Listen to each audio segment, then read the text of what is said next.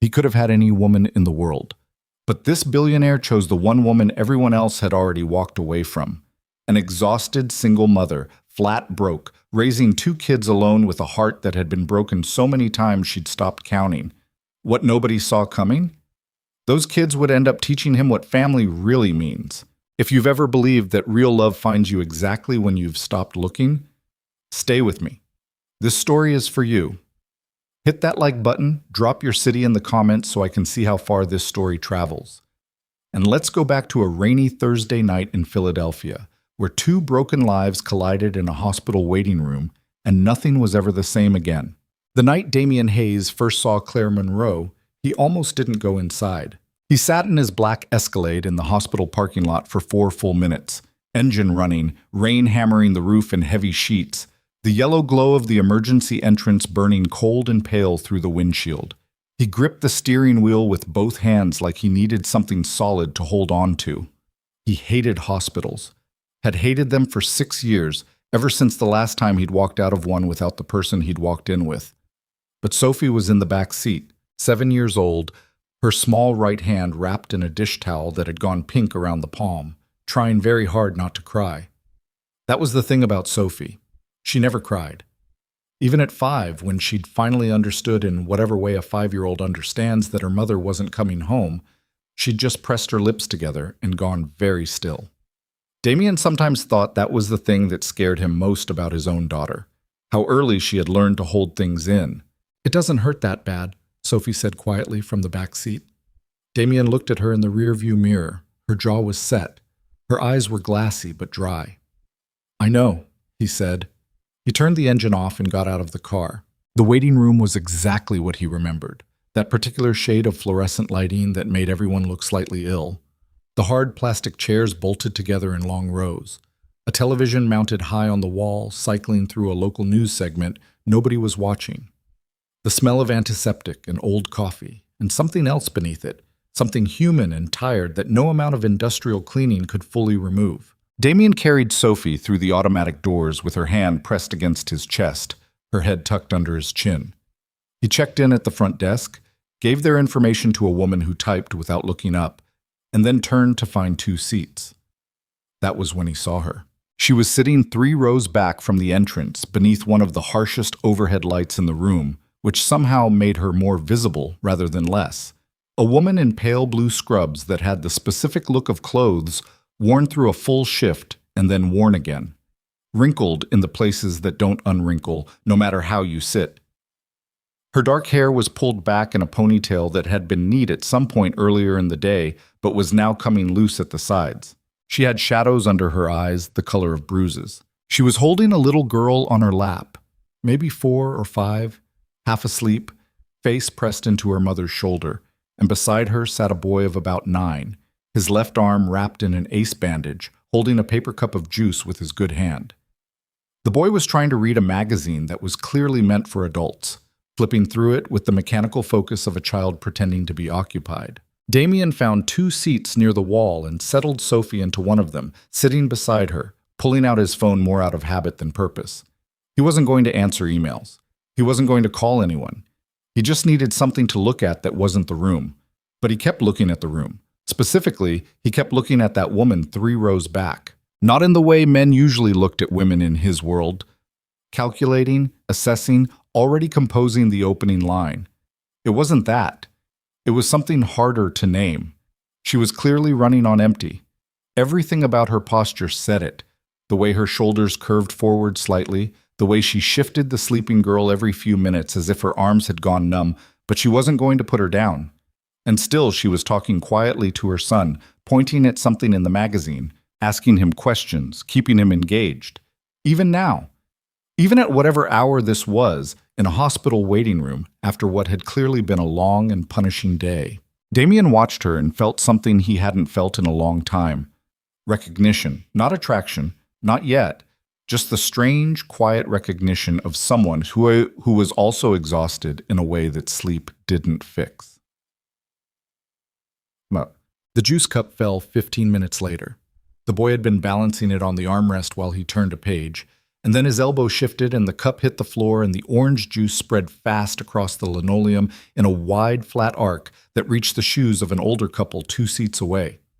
The boy went rigid with embarrassment. "Oh, for heaven's sake," the older woman said sharply, pulling her feet back and looking down at the spreading puddle with the expression of someone who had been personally wronged.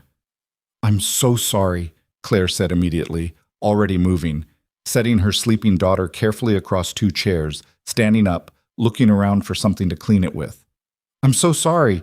He didn't mean to—" "You need to control your children," the man beside the woman said flatly, not looking at her, just stating it, like a fact, like it was obvious.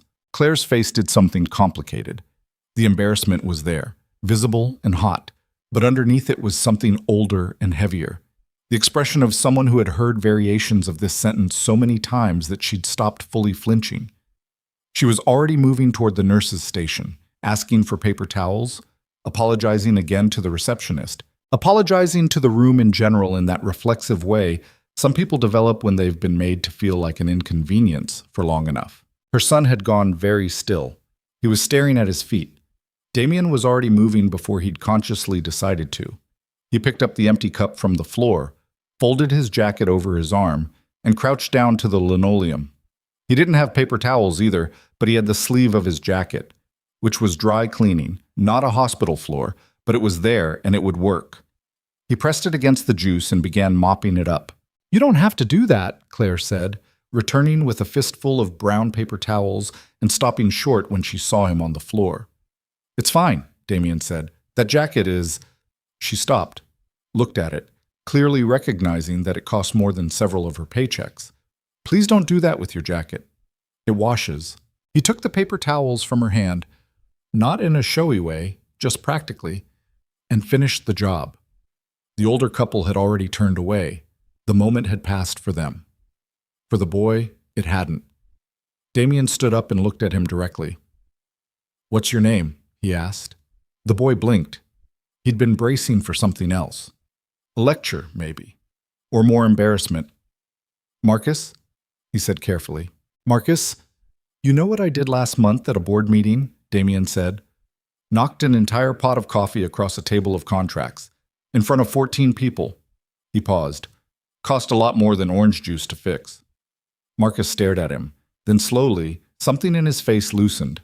Claire was watching Damien with an expression he couldn't quite read. "Thank you," she said finally.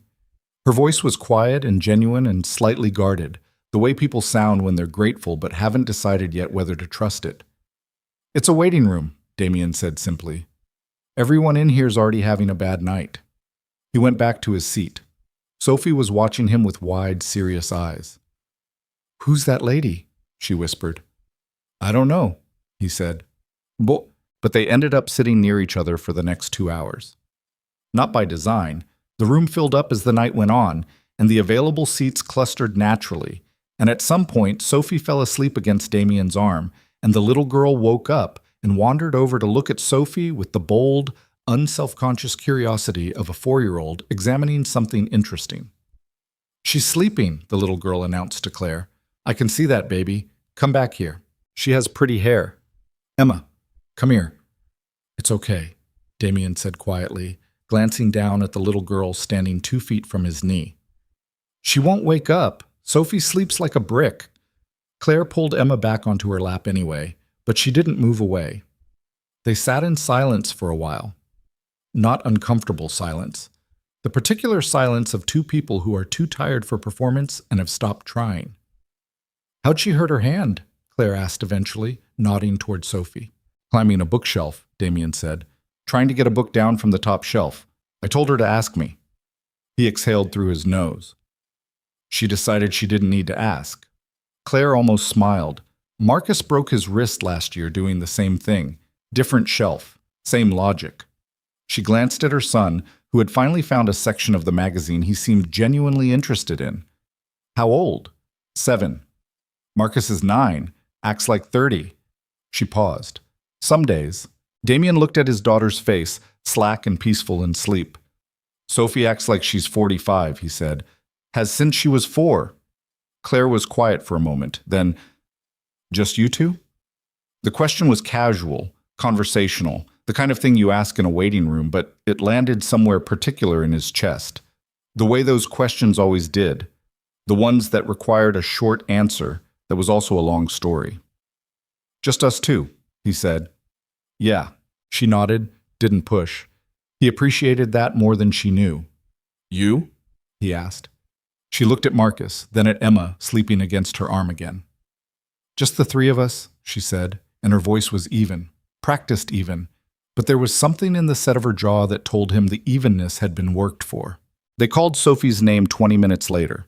The cut was superficial, a clean slice from a shelf bracket that looked worse than it was, required 4 stitches and a bandage, and terrified Damien far more than it seemed to terrify Sophie, who held completely still during the sutures and told the nurse that she had a high pain threshold. The nurse looked at Damien. He shrugged. "She tells me this regularly."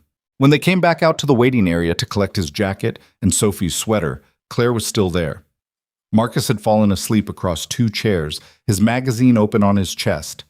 Emma was asleep again in her mother's lap.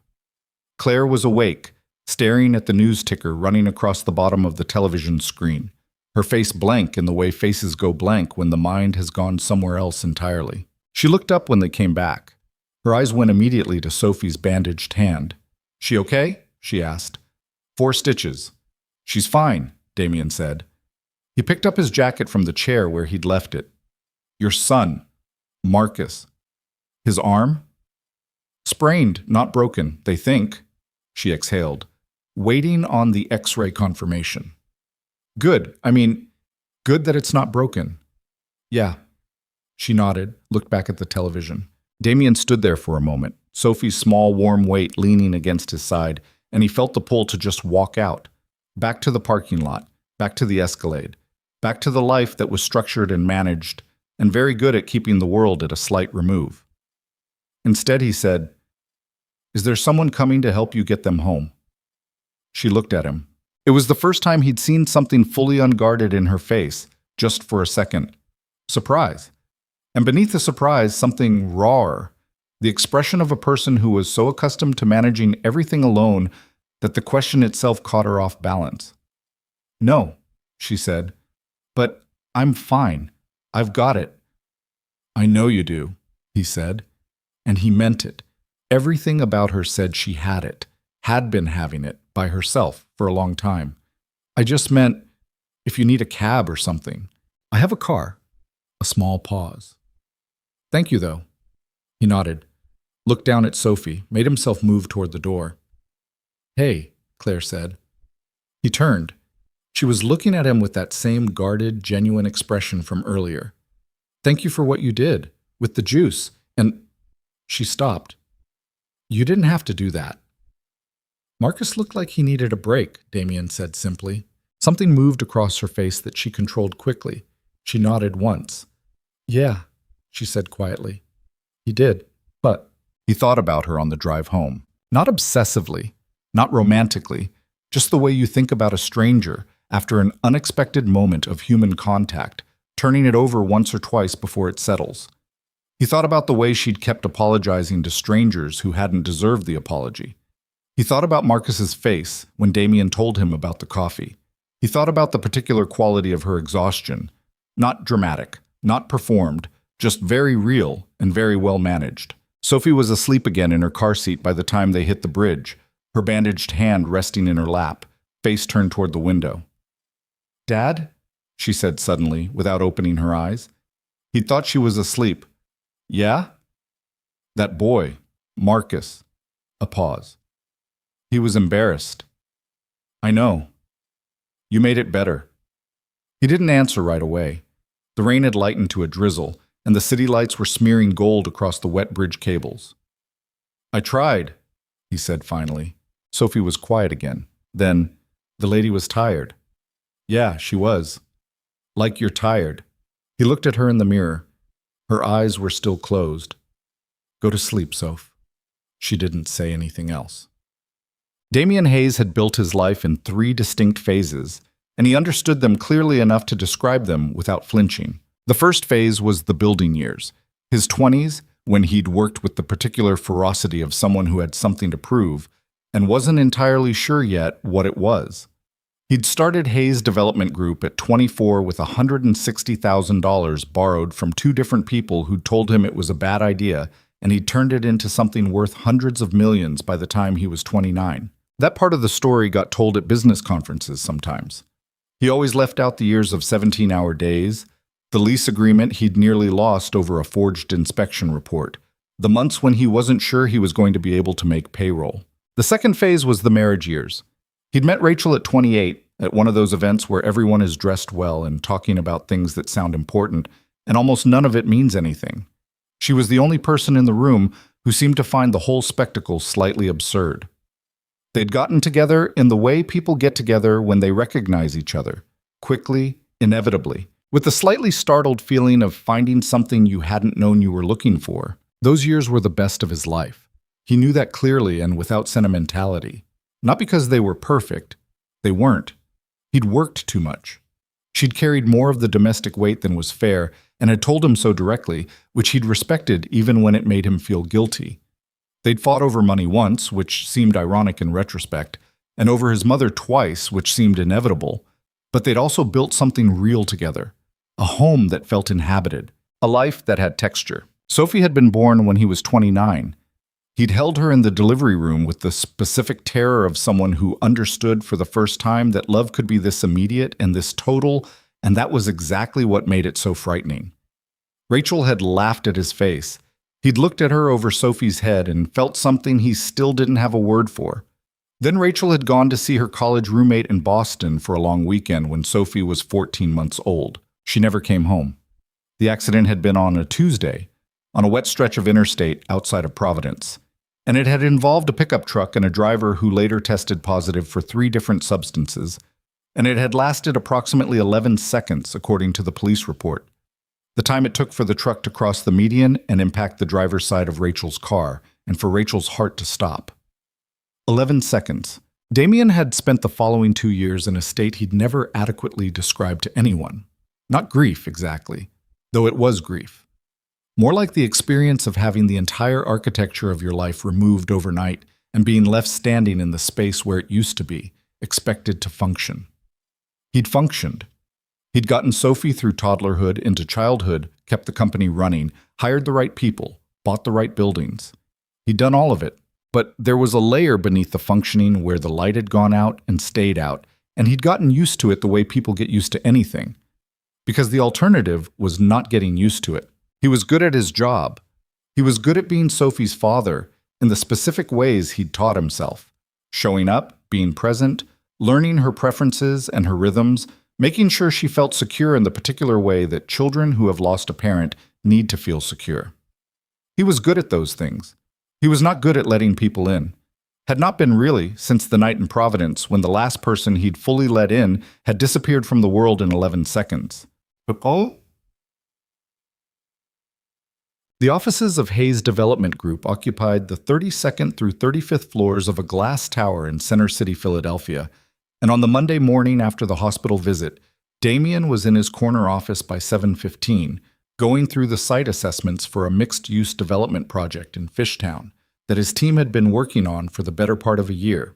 His assistant, a quietly efficient woman named Patricia, who had worked for him for 4 years and knew better than to ask how his weekend was, brought him coffee and his calendar, and a note that his 11 o'clock had asked to push to 1:30. "Fine," he said, without looking up. Also, Sophie's school called, something about the costume for the class play next week. They need to know by Wednesday. He looked up. "What class play?" Patricia looked at him. "Right," he said. "I'll call." She left. He went back to the site assessments and got approximately 4 minutes of work done before he put the papers down and looked out at the city below him and thought about a woman in a hospital waiting room with shadows under her eyes and a sleeping child on her lap and a son whose face had gone rigid with humiliation over a spilled cup of juice. He didn't know why he was still thinking about her. He picked up the site assessments and went back to work. He saw her again 3 weeks later. He was picking Sophie up from school, one of the twice-weekly days when he did it himself rather than sending their housekeeper, Margaret, and he was running 5 minutes late because of a conference call that had run long, and he was walking fast through the parking lot trying to make up the time when he nearly walked into her. She was coming out of the school's main entrance with Emma on her hip and Marcus a half step behind, moving with the same efficient, slightly harried energy he'd clocked in the hospital waiting room. She saw him the same instant he saw her, and for a moment they both stopped. She looked startled, then something settled in her face. "Hospital Dad," she said. He blinked. Am I Hospital Dad?" "I didn't know your name," she said simply. She shifted Emma on her hip. "Your daughter goes here?" "Sophie, 2nd grade. You?" "Marcus is in 4th. Emma's in pre-K." She glanced toward the building. "They do afternoon pickup at the same time, which is logistically impressive," he said. "Chaotic," she said. "The word is chaotic." He almost smiled. "Damien," he said, extending his hand. "Damien Hayes." She shook it with her free hand, Emma dangling from the other arm, unimpressed by the introduction. "Claire Monroe." "How's Marcus's arm?" "Sprained, like they thought. He's fine. Annoyed that he can't play basketball for 3 weeks, but fine." She looked at his hand. "Sophie's stitches?" "Out last week. She's telling everyone she has a scar." "Does she?" "Barely, but she's committed to the narrative." Claire looked at him for a moment. Not unfriendly, just measuring, the way people measure when they're being careful. "Well," she said, "good to know they're both okay." "Yeah." He paused. "Are you—" He stopped himself because the question forming in his head was about whether she had someone helping her, which was not his business and which she'd already answered in the waiting room. "Are Marcus and Emma in the after-school program?" "Monday, Wednesday, Friday," she said. "I work nights, so I pick up the other days when I can." She said it neutrally, factually, not inviting comment. "What do you do?" "Nursing assistant, Jefferson Hospital." She said it the same way, direct, without apology, without the slight lift in delivery that people use when they want you to be impressed. Sophie came flying out of the building at full speed and crashed into Damien's side with enough force to rock him sideways. "Dad, you were late!" 4 minutes. 5. 4.5.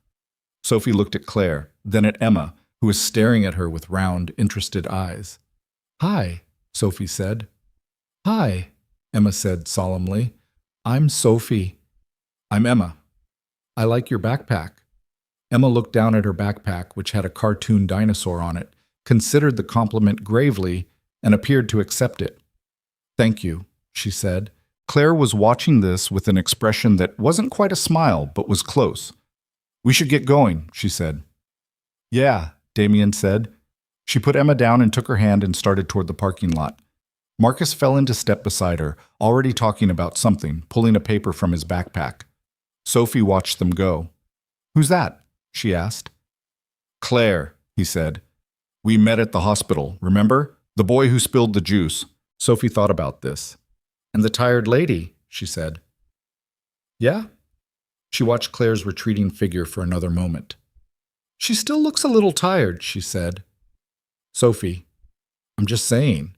He took her hand and steered her toward the car. He ran into Claire Monroe 4 more times over the following 6 weeks.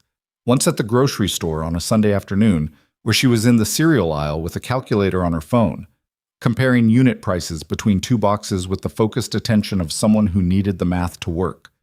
He'd almost said something, then hadn't, and then she'd looked up and seen him, and the moment for pretending not to notice had passed. Once at the school's fall fundraiser, where she was working one of the game booths because Marcus's class had been asked to provide parent volunteers, and there weren't enough parents, so Claire was covering 2 slots, running the ring toss for 4-year-olds with the steady, slightly mechanical cheer of someone who has been running ring toss for 4-year-olds for 90 consecutive minutes. Once outside the coffee shop on Walnut Street, where she was on her phone, her voice low and tight in the way voices get when someone is trying to have a difficult conversation in a public place without being overheard. He'd caught the tail end of something that sounded like a landlord, and something about the heat not working, and something about a lease clause. And then she'd seen him, and her expression had shut down, and she'd wrapped up the call with a decisiveness that was clearly about him being there more than about the call being done. And once, at the end of October, in the school pickup line at 3:15 on a Tuesday, standing 4 feet apart in a queue that wasn't moving because someone had double parked at the front of the line, and it had created a bottleneck that was now backing up the entire block. They'd stood next to each other for 11 minutes, while the situation resolved itself with agonizing slowness, and they'd talked, really talked, for the first time, without the hospital context or the 5-minute window of a parking lot. He'd learned that she'd grown up in Allentown, that she'd come to Philadelphia for a nursing program that she hadn't finished because Emma had arrived earlier than expected, and the logistics had become impossible, and she was working toward her RN certification in whatever hours she could find between night shifts and school pickup, and the specific grinding arithmetic of a single income stretched across 3 people. She'd learned that Hayes' development was his, that he'd started it from close to nothing, that he still walked every property he was considering purchasing rather than sending someone else because he trusted his own eyes more than most reports. He'd learned that her husband had left when Emma was 8 months old. She'd said it the way you say things you've said so many times they've lost some of their charge. Not without emotion, but with the practiced steadiness of someone who has told this particular story enough times to no longer be destroyed by the telling. He hadn't asked details. She hadn't offered them. But something about the way she said, he left. Not he left us, or the marriage ended, or we split up, just the clean, flat he left. Told him everything the details would have added. She had not asked about Rachel. He hadn't offered. But she'd noticed, he thought, the same way he'd noticed things about her. The slight calibration of a person who understood what it meant to be raising a child alone. By the time the pickup line started moving, Damien realized he'd been standing in it for 11 minutes and had not thought once about the Fishtown project or the quarterly reports or the call with his legal team that was at 4 o'clock. He thought about that on the drive home.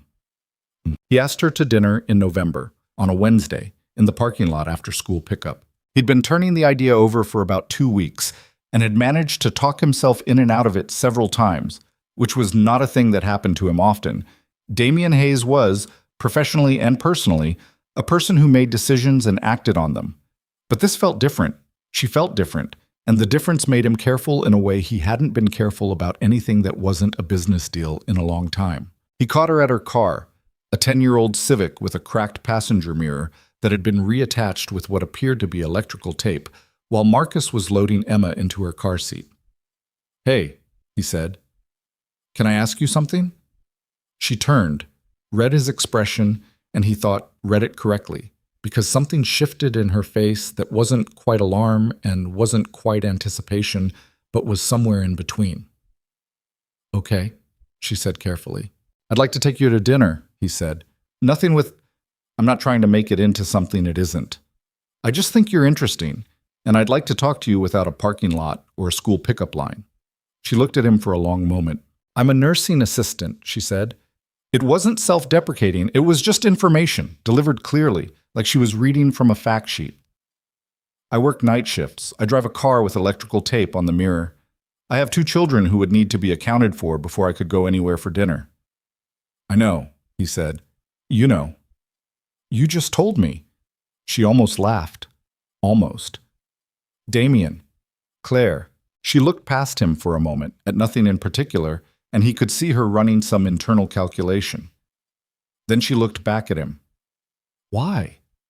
It was a plain question, genuine, not fishing for a compliment, actually asking. "I just told you," he said. "You're interesting. There are interesting people who don't come with my level of complicated." "I'm aware." She looked at him steadily. "I don't need anyone to feel sorry for me." "I don't," he said. "I feel like you've managed things that would have flattened most people, and I'm curious about who you are outside of managing things." Something moved across her face, quick and complicated and controlled fast. "Okay," she said finally. He blinked. "Okay." "Don't make it weird." She opened her car door. "Next Friday, I'll see if my neighbor can sit with the kids." He stood in the parking lot and watched her pull out, and Sophie appeared at his elbow. "Did you ask the tired lady to dinner?" she said. He looked down at her. "How did you—" "I could tell." She considered this. "Good. She should eat more." He stared at his 7-year-old. "What?" Sophie said. "Dapon." The restaurant was a place on Spruce Street that Damien liked. Not ostentatious, not trying to be impressive, just good food and low lighting and tables spaced far enough apart for actual conversation. He'd been there a dozen times. It felt like a reasonable choice. Claire walked in wearing a blue dress that she'd clearly put thought into and was now slightly second-guessing because she tugged the hem of it once after she came through the door and then stopped herself. And when she saw him, she had the expression of someone who was going to refuse to be nervous about this. "Hi," she said. "Hi," he said. "You look—" "Please don't," she said. "Like someone who got a full night's sleep, which I'm guessing was not an accident." She paused. Then, "I took the day shift yesterday specifically to make sure I wasn't working tonight. So," a small, self-aware smile. "It was not an accident." They sat. They ordered. The first 20 minutes had the particular energy of two people who are both comfortable with silence trying to figure out which of them was going to go first. And it was Claire who went first, asking him about the Fishtown project in a way that made it clear she'd paid attention in the parking lot conversations. And the conversation opened up from there. She was sharper than her exhaustion usually allowed to show. He'd sensed that in fragments, the way she framed questions, the precision with which she'd laid out her situation in the parking lot earlier in the fall. But over dinner, with a full night's rest, and the slightly loosening effect of a glass of wine and a situation that didn't require her to be managing anything, she was formidably sharp.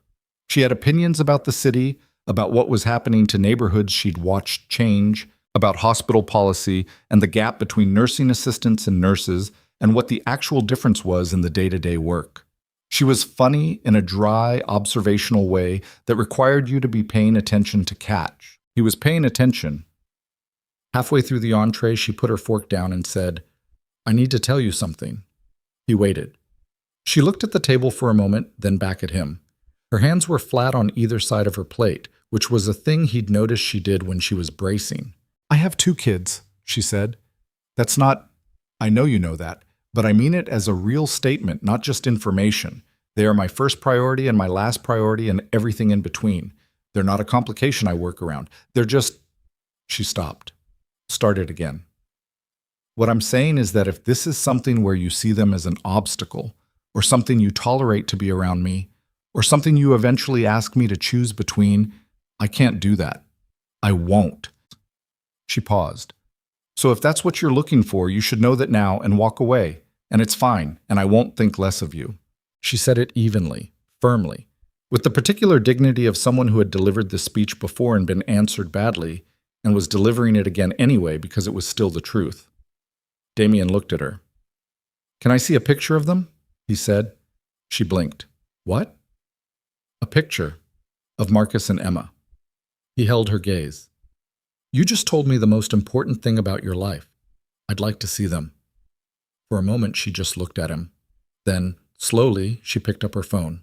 The photo she showed him was from Halloween, Marcus in a homemade astronaut costume that had clearly involved significant effort and a hot glue gun, Emma in a dinosaur suit that matched the backpack Sophie had complimented, both of them standing on a front step with their arms full of candy, Marcus grinning, Emma with her mouth already full. "That dinosaur thing," Damien said. "Is that a whole— She has a whole dinosaur theme?" "Since she was 2.5, Claire said. "Dinosaurs and only dinosaurs. We're in year 2. "Sophie went through a phase where she would only wear one specific pair of socks," he said, "for 4 months. We almost needed a therapist." Claire looked at the photo, then back at him. Something in her face had changed, had loosened a little. The brace had softened. "They're great," he said simply. "They're clearly yours." She looked at him for a moment. "They are," she said quietly. They stayed until the restaurant started stacking chairs around them. He drove her home because she'd taken a rideshare over and the night had gotten cold, and when he pulled up in front of her building, a 3-story walk-up in South Philly with a front stoop that had seen better days and a buzzer panel with half the labels missing, she undid her seatbelt and sat for a moment in the way people sit when they're not quite ready for something to end but are going to end it anyway because they're practical. "Thank you," she said. "This was—" She stopped. "Good. This was actually really good." "Yeah," he said. "It was." She looked at the building, then at him. "I don't know what this is," she said. "I want to be honest about that. I don't know what I'm doing." "Me neither," he said. She looked slightly surprised by that, like she'd expected him to have a clearer position. "Okay," she said. Well, she reached for the door handle. Good night, Damien. Good night, Claire. She got out, walked up the front steps, and he waited until she was inside before he pulled away.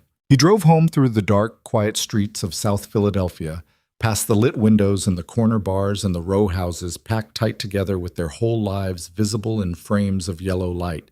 And he thought about the way she'd put her hands flat on the table when she was bracing for something, and the way her face had changed when he'd asked to see the picture, and the very particular things she'd said. They're not a complication I work around. He thought about Sophie asking him, from the back seat of a car, in the dark, "Are you going to be sad forever, Dad?" He'd said no, of course. He'd meant it when he said it. He'd just never had a clear answer to what came instead of sad forever. He drove home and went upstairs to check on Sophie, who was asleep in her room with one foot hanging off the bed and her arms thrown over her head in the boneless sprawl of a child who had been fully unconscious for hours. He stood in the doorway for a moment, watching the rise and fall of her breathing. He didn't know what he was doing either, but he drove home that night, and for the first time in a long time, he didn't mind not knowing. The second date happened because Sophie asked about Emma's dinosaur. It was a Saturday morning, 3 days after the dinner on Spruce Street, and Damien was making pancakes, the only thing he reliably cooked without incident, when Sophie appeared in the kitchen doorway in her pajamas, hair still flattened from sleep, and said, without preamble, "Did you see Claire again?" He flipped a pancake. "What?" "The lady from the hospital. Did you see her again?" "We had dinner," he said carefully. Sophie climbed onto a bar stool at the kitchen counter and propped her chin on her hands. "Does she have a dinosaur?" "Her daughter Emma has a dinosaur backpack and a dinosaur Halloween costume." "I want to meet Emma," Sophie said. "Sophie, I'm just saying. I know you're just saying." He slid a pancake onto a plate and set it in front of her. "It's not that simple." "Why not?" He looked at his 7-year-old, who was regarding him with the particular expression she used when she thought he was overcomplicating something obvious. He didn't have a good answer that a 7-year-old would accept, partly because the real answer was layered and personal, and partly because he wasn't entirely sure he understood it himself. "Syrup," he said, instead of answering. Sophie reached for the syrup bottle and let the subject drop, which he appreciated. She had the rare quality, even at 7, of knowing when to push and when to leave it. Rachel had been the same way. He'd always suspected Sophie had inherited it directly. He called Claire that afternoon. She picked up on the 4th ring, slightly out of breath, with the sound of Emma in the background demanding something with the relentless persistence of a 4-year-old who has decided that now is the moment. "Hold on," Claire said, away from the phone. Then, "Emma, I will look at the dinosaur in 1 minute. I'm on the phone." A brief pause. "Sorry," she said to Damien. Hi. Bad time." "It's always a bad time," she said, and he could hear the smile in it. "What's up?" "Sophie wants to meet Emma," he said, "because of the dinosaur thing." A beat of silence. Then Claire said, carefully, "Did Sophie decide this? Or did you decide this? And Sophie is your cover story." He paused. "Both," he said. "Honestly, both." She laughed. It was the first time he'd heard her laugh properly.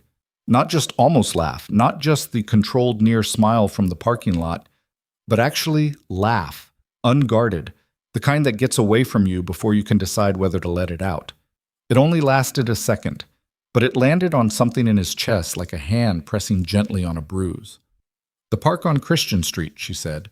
"Tomorrow at 2. Don't be late this time." He was on time. The park was a small neighborhood square with a fenced-in playground in the corner and a row of benches along the south side where the afternoon sun came in at a good angle in November. Emma and Sophie found each other within 45 seconds in the way that small children find each other. No introduction required, no preamble, immediate and total mutual interest based solely on proximity and shared access to a slide. Within 3 minutes, they were at the top of the play structure together, Emma narrating something to Sophie with great authority, Sophie listening with complete seriousness. Marcus sat on a bench with a book, which appeared to be his natural state. "He always does that?" Damien asked. Claire was watching the girls on the slide. "Since he learned to read, I used to try to make him put it down and socialize." She paused. "Then I realized he was socializing fine. He just does it through books first, people second. The books are how he decides if people are worth the people part. What's he reading? She glanced over. Some science thing about black holes. His teacher gave it to him. She said it with the particular tone of a parent who is proud of something and trying not to make a big deal of it. Damien looked at Marcus, the kid sitting alone on a bench with a black holes book at age 9. He thought about his own childhood, the particular loneliness of being the kid who was more interested in floor plans and building structures than in whatever everyone else was interested in, the way he'd spent most of 5th grade drawing blueprints of imaginary buildings in the margins of his notebooks. He'd probably like the observation deck of the Kimmel Center, Damien said. Good sight lines to the sky. Claire glanced at him. He would love that, actually, she said. Then, more carefully, you don't have to do that. I know. I mean it. You don't have to perform interest in my kids to impress me. He looked at her. I'm not performing. She held his gaze for a moment. The directness of it was something he'd already noticed about her. She looked at you when she was trying to figure something out, fully, without the social deflection most people used. It could be uncomfortable if you weren't prepared for it. Okay, she said. Marcus, Damien called.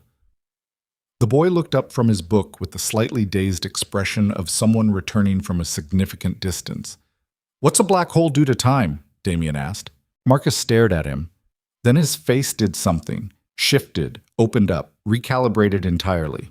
He put the book down on the bench beside him and turned his whole body toward the question. Okay, so time dilation is... He stopped, started over. You know how gravity works, right? Damien sat down on the bench. 40 minutes later, Claire said, Marcus, let the man breathe. Marcus, who had at some point in the conversation stood up from the bench to gesture more effectively at the sky, stopped mid-sentence. He looked at Damien, suddenly aware again of where he was and who he was talking to. The enthusiasm retreated slightly behind the 9-year-old caution. Sorry, Marcus said. Don't be, Damien said. You were explaining something. Finish it. Marcus looked at his mother. She gave a small shrug that meant suit yourself. He turned back to Damien and finished the explanation. Claire watched them from the other end of the bench, not participating, just watching. The girls had abandoned the slide in favor of some elaborate game in the sandbox that appeared to involve dinosaurs ruling the solar system. The afternoon light had gone gold and low. She had her hands wrapped around a paper coffee cup that had been empty for 20 minutes, and she wasn't looking at her phone, and she wasn't mentally somewhere else. She was just there. It had been a long time since she'd been able to just be somewhere. She noticed that with the specific awareness of someone who doesn't get it often enough. The 3 weeks after the park were not a romance in any clean narrative sense. They were fragments, a text thread that started because Claire had sent a link to an article about a Philadelphia zoning dispute that she'd thought of him while reading, and he'd responded, and then they'd kept responding back and forth until the conversation had migrated from zoning to hospital staffing policy to whether Marcus's black hole explanation had been scientifically accurate, which Damien had looked up and reported back. And then somehow it was midnight, and he was still texting a nursing assistant in South Philly about gravitational time dilation. They had coffee twice during her afternoon windows between shifts and school pickup, at a place on Passyunk that was halfway between Jefferson Hospital and her apartment.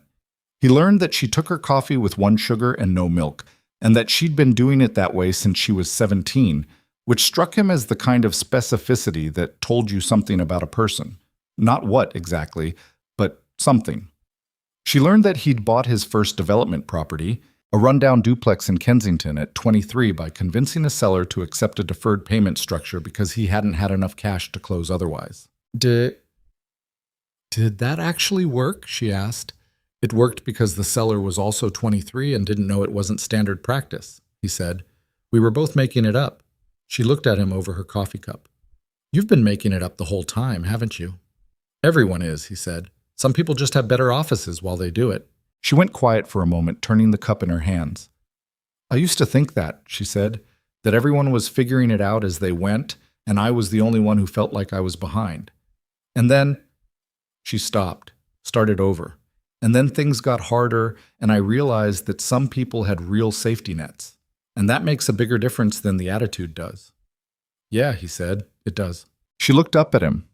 He didn't add anything to it, didn't qualify it or redirect it or offer the kind of reframe that people offer when they want to make something feel better than it is. He just agreed with her, and the not qualifying it was somehow more respectful than anything else he could have said.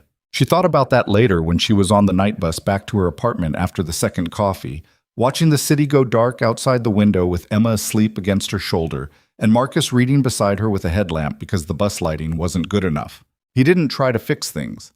That was what she kept coming back to. She'd been around enough men, her ex-husband included, who fixed things, who reframed things, who found the silver lining whether or not you'd ask them to find it. Damian Hayes, who had more actual capacity to fix things than anyone she'd ever met, mostly just listen. She didn't know what to do with that yet, but she kept not doing something about it, which was its own kind of answer.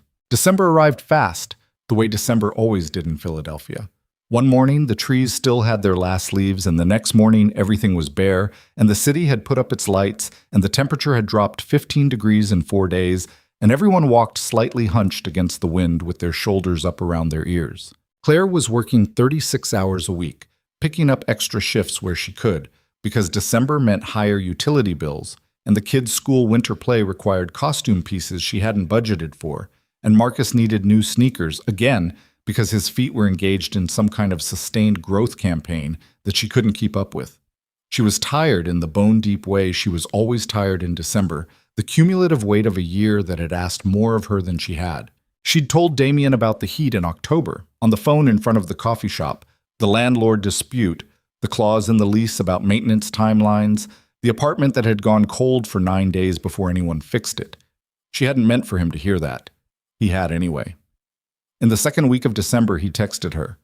"Is the heat working?" She looked at the text for a moment. "Yes," she wrote back. "Why?" "Just checking." She stared at the screen. She thought about typing something else, about how she didn't need anyone checking on her heat, about how she had it handled, about the specific and well-worn discomfort of being someone that other people felt sorry for. She thought about the calculator at the grocery store and the electrical tape on the car mirror and all the small compromises she'd built into the architecture of her daily life that she'd long since stopped seeing as things that needed changing. She didn't type any of it. "Thank you," she wrote instead. He sent back a single thumbs up. She put her phone in her pocket and went back to work. The thing that kept happening, the thing that kept catching her off guard, was the consistency. Not grand gestures, not the helicopter ride to an island kind of effort that her ex-husband had deployed occasionally in the early years when he'd done something wrong and needed to reset the emotional ledger. Just consistent, quiet, ordinary presence. He texted when he said he would. He showed up to the two things they'd planned both times early. When Marcus had mentioned in passing during the park conversation that his science project required poster board, and he couldn't find the right kind at the corner store. A package of assorted poster board appeared on Claire's doorstep 2 days later with a note that said Fishtown Hardware, Aisle 4. They have the good stuff and nothing else. She'd stood on her doorstep holding the package and felt, for a moment, the old instinct to be suspicious of it. The instinct that said nobody does things for free, that kindness had a return expectation built into it, that the cost came later. She'd learned that lesson so thoroughly that it had become automatic. A reflex planted so deep she sometimes couldn't tell the difference between intuition and scar tissue. She called her sister Diane in Allentown that night. "He sent Marcus poster board," she said. "That's a weird thing to send," Diane said. "He mentioned needing it in a conversation Damien wasn't even really part of. Damien just remembered and sent it." Diane was quiet for a moment. "Claire, I know. How long has this been going on? It's not... We've had dinner once, coffee twice. Claire, he sent your son poster board. I'm aware. That's not a we've had dinner once behavior." She pressed her back against the kitchen wall and looked at the ceiling. Emma's dinosaur drawings were taped up in a row above the refrigerator, 6 of them in various sizes. Marcus's science quiz from last month was on the fridge door with a 94 written in red at the top, which he'd been quietly devastated about because he'd wanted 100, which was a thing she'd chosen not to push on because the kid was 9 and a 94 was a 94. "I'm scared," Claire said. "I know," Diane said, "but you're always scared. For good reasons." "For reasons that made sense at the time," Diane said, which is not exactly the same thing. She went to bed that night and lay there for a while, listening to the building settle and Emma breathing through the wall and the distant sound of the city. And she thought about what Diane had said, and she thought about the poster board, and she thought about a man on the floor of a hospital waiting room mopping up orange juice with the sleeve of a very expensive jacket, like it was the most natural thing in the world. She fell asleep before she'd figured out what to do with any of it, which was, she supposed, its own kind of forward motion. The week before Christmas, Marcus's science project was due. He'd been working on it for 3 weeks, a model of the solar system with handwritten labels and a separate display board explaining the physics of planetary orbit, which he'd expanded to include a section on black holes because, he said, it was related and his teacher had approved the addition. Claire had helped where she could, which meant mostly providing tape and staying out of the way, because Marcus had strong opinions about the project and her involvement in it, and she'd learned years ago that some things were best handled by being available rather than involved. The night before it was due, at 9:30 p.m., she was washing dishes when Marcus appeared in the kitchen doorway. His face had the particular look it got when something was wrong that he was trying to decide whether to tell her. "What?" she said. "I broke the Saturn ring," he said. She turned around. He was holding the model, a styrofoam ball on a wooden dowel with rings made from a wire frame and acetate paper, and one side of the ring was cracked clean off, hanging loose. She looked at it. She looked at the clock on the microwave, 9:34 p.m., project due at 8 a.m. "Okay," she said. "Where's the glue?" "I already tried glue. The acetate doesn't stick." She took the model from him and examined the break. He was right. Regular craft glue wasn't going to hold the acetate to the wire frame. She needed something stronger. She went through the kitchen drawer, the junk drawer in the hallway, the small toolbox in the closet. She had wood glue and regular super glue, and neither was right. "Mom, I'm thinking," she said. Her phone buzzed on the counter. A text from Damien. "Sophie wants to know if Emma liked the dinosaur stickers we sent. She's been waiting for a verdict." She looked at the text. She looked at the broken Saturn ring in her hand. She looked at the clock. She hesitated for only a second. "Are you awake?" she typed. "Yes." "What's wrong?" She almost wrote nothing. The word was right there, automatic, the answer she gave when she didn't want to ask for help, which was most of the time. Saturn ring broke. "School project. Due tomorrow, 8 a.m. Need something that bonds acetate to wireframe, and I don't have it." The response came back in under a minute. "Epoxy. I'll be there in 20 minutes. "Who are you texting?" Marcus asked. "Damien." Marcus looked at her, then at the broken ring. "You called him for a school project?" "He offered," she said, which was a slight reframing of events, but directionally accurate. "It's almost 10 o'clock. "I know what time it is, Marcus." Her son was quiet for a moment. He had the focused, measuring quality when he was thinking something through. The same quality he'd had at the park when he'd decided to trust Damien with the black hole explanation. "Okay," he said finally. Damien arrived in 22 minutes with a 2-part epoxy kit, a set of small clamps, and a piece of replacement acetate he'd stopped at a 24-hour hardware store on the way. Claire opened the door and took one look at him. Coat still on, slightly out of breath from the stairs, hardware store bag in hand, and felt something move in her chest that she made a note of and did not address right then. "The acetate might not match exactly," he said, coming inside. "But I got the closest thickness they had." "Thank you," she said. "You really didn't have to. You said it was due at 8. Where's Marcus?" Marcus was at the kitchen table with the model, and when Damien came in, the boy looked up with an expression that moved quickly through several things. The wariness, the assessment, the grudging admission that the situation had been improved by this arrival, and landed somewhere close to relief. "The break is clean," Damien said, examining it.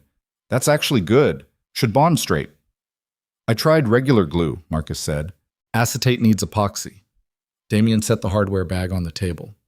"You want to do it, or you want me to do it?" Marcus thought about this seriously. "You do it, but I watch." "Deal." Claire stood in the kitchen doorway and watched them at the kitchen table at 10 p.m., Damien's coat still half on, explaining 2-part epoxy to a 9-year-old who was watching the process with his chin propped on his hands and asking precise follow-up questions. and she had the overwhelming, slightly terrible feeling of someone watching something they want very badly and are very afraid of wanting. She made tea. She needed something to do with her hands. The ring was repaired by 10:45. Damien held it under a small clamp while the epoxy cured, and Marcus sat across from him and asked about the replacement acetate and whether the optical properties were the same as the original. And Damien said he genuinely didn't know, but the weight and thickness were close. And Marcus accepted this with the scientific rigor of someone who understood the difference between a known fact and a reasonable approximation. At 11, Marcus went to bed. He said goodnight to Damien with the specific casualness of someone who has decided something privately and isn't going to announce it. Claire poured tea she hadn't offered and put a mug in front of Damien, who had finally taken his coat off and was sitting at the kitchen table with the Saturn model between them, the clamp holding the ring steady. "You didn't have to do this," she said. She sat down across from him. "You asked," he said simply. "I know, but you—" She stopped, wrapped her hands around the mug. "I'm not good at asking for things. That took a lot for me." He looked at her, not with the soft, indulgent expression that people sometimes used with her, the expression that meant they found her hardship touching in a distant sort of way. Just looked at her steadily, like what she'd said was important and he was treating it as such. "I know it did," he said. "I want you to know I'm not going to be someone who calls you every time something breaks." "Claire." "I mean it. I handle things. I have always handled. I know you handle things," he said. He wasn't cutting her off. His voice was even, direct, the way he got when he was saying something he'd thought about. "You've been handling things alone for years and you're exceptionally good at it. But you asked me for help tonight and I came. Those are both okay." She looked at the mug. "I spent a year after Kevin left not asking anyone for anything," she said. Kevin was the first time she'd used her ex-husband's name with Damien. She noticed that but didn't stop. "Because I'd asked him for things, and he'd used it as evidence that I was too much work, so I stopped asking." She paused. Old habit. Damien didn't say anything for a moment. She felt the silence and waited for him to fill it with something. Reassurance, or the obligatory comment about what kind of person Kevin must be, or the reframe that turned her experience into something easier to hold. He didn't do any of those things. "That makes sense," he said. "The habit. I know it doesn't serve me."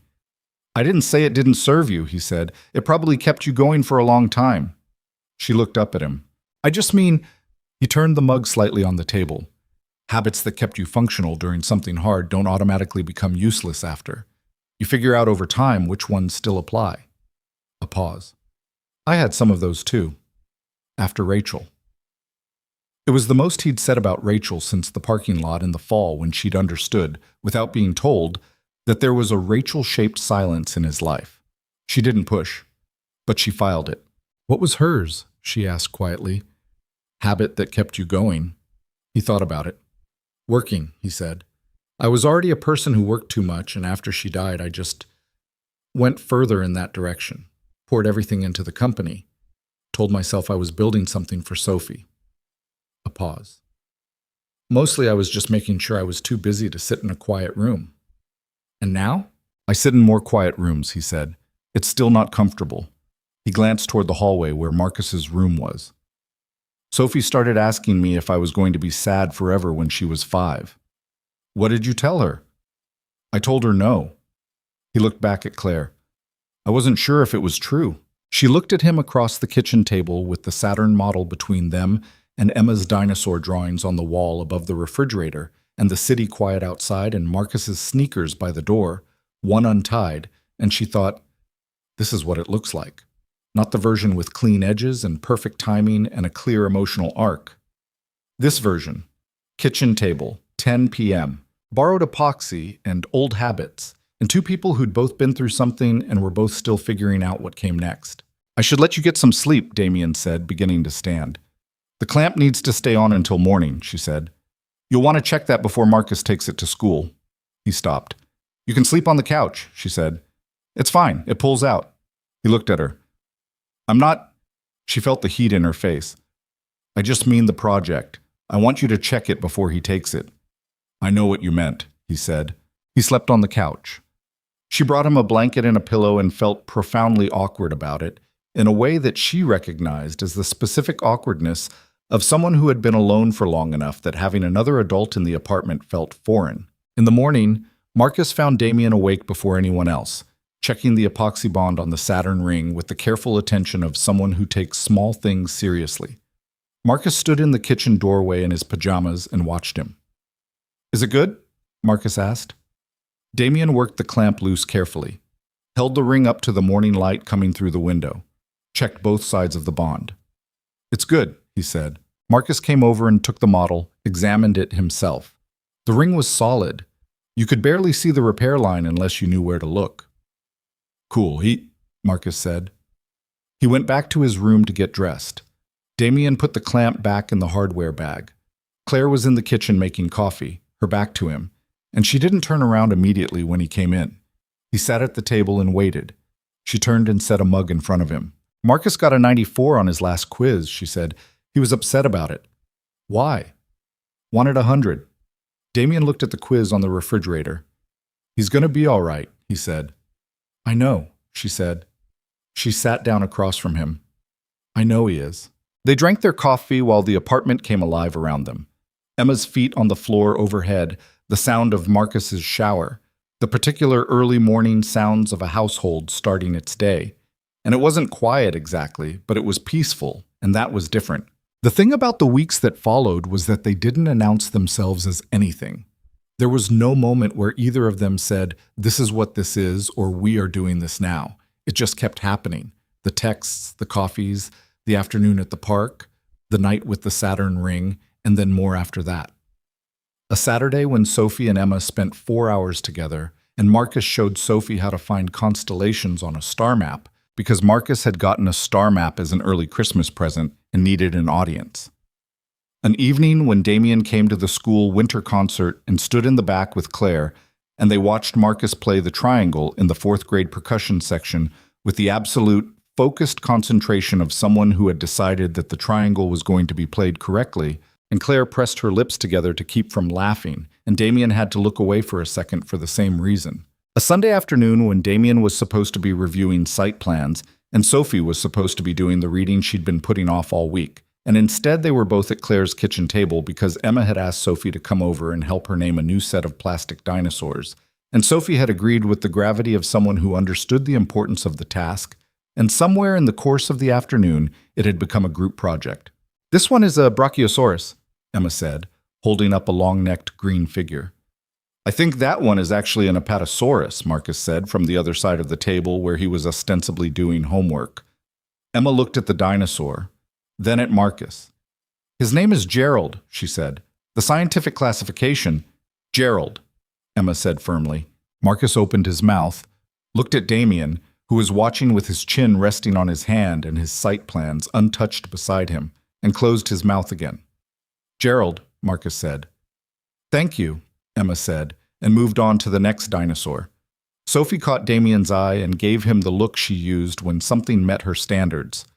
He almost laughed. Claire came in from the kitchen with a plate of crackers and cheese, the kind of thing you put together when someone is at your house and you want to feed them without making it into a thing, and stopped in the doorway for a moment. She looked at the 4 of them at her kitchen table, her son reluctantly accepting the naming of Gerald, the technically not Brachiosaurus, her daughter holding court over a plastic herd of dinosaurs, Sophie Hayes conducting herself with enormous diplomatic seriousness, and Damien watching all of it with an expression she recognized. It was the expression of a person who is somewhere they didn't fully expect to be and is realizing they don't want to leave. She knew the expression because she'd caught it on her own face twice in the past week, in the mirror when she wasn't expecting it. She put the crackers on the table and went back to the kitchen and stood at the counter for a moment with her back to the room, listening to Emma argue with herself about whether a triceratops should be named Brian or Svetlana, and she let herself, just for a moment, feel it. All of it. The warmth of it. The specific and frightening warmth of something growing in a place she'd been sure had stopped growing. She felt it, and she was afraid of it, and she didn't do anything about the fear, and she went back to the room.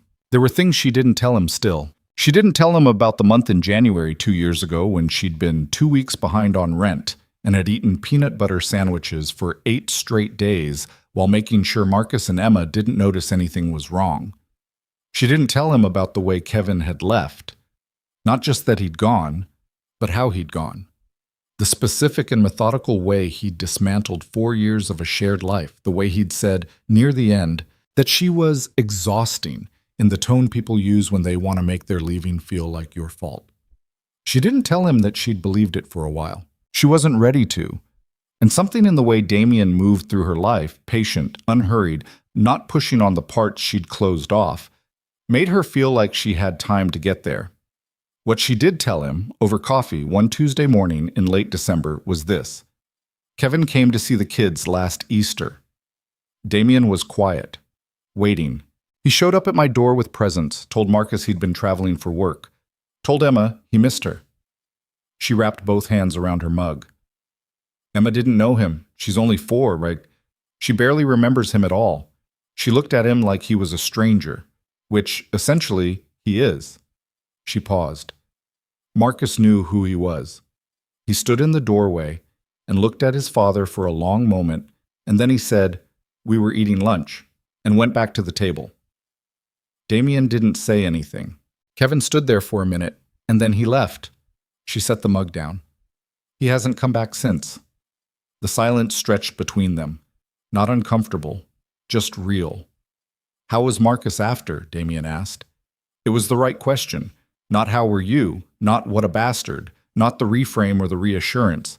Just, how was Marcus? Quiet for a day, she said. Then fine. Or, what looks like fine. That's the age where they decide what they're going to do with things, Damien said.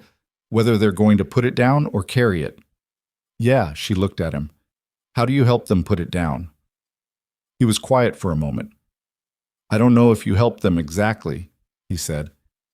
I think you make sure they see you not carrying it. You model the putting down. She thought about that for a long time after he left, sitting in the coffee shop with her empty cup, watching the street outside fill up with lunch hour foot traffic, people in their winter coats moving fast against the cold.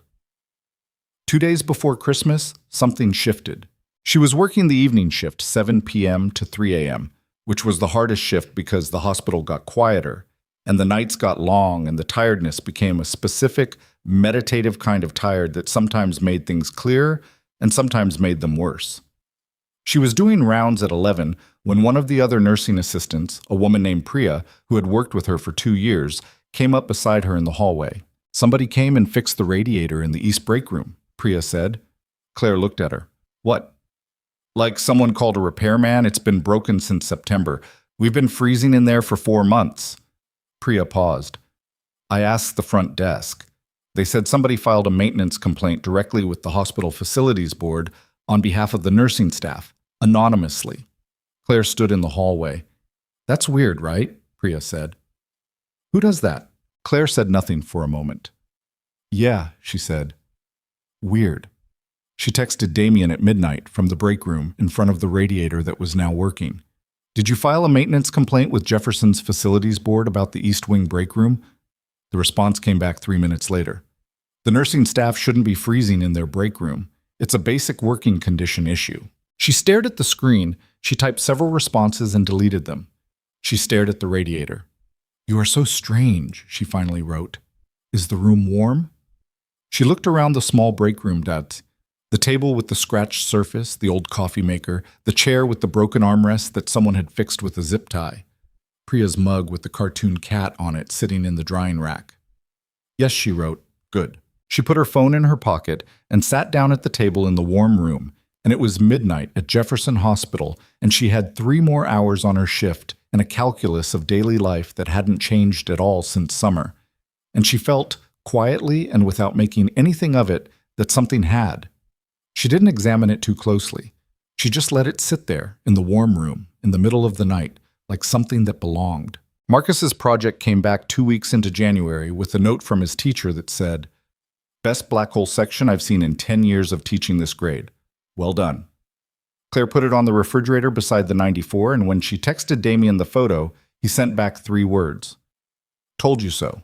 She smiled at her phone in the hospital parking lot at 6:45 a.m., still in her scrubs, her car warming up in the January cold, and she smiled in the specific way of someone who has stopped fighting something they were never going to win.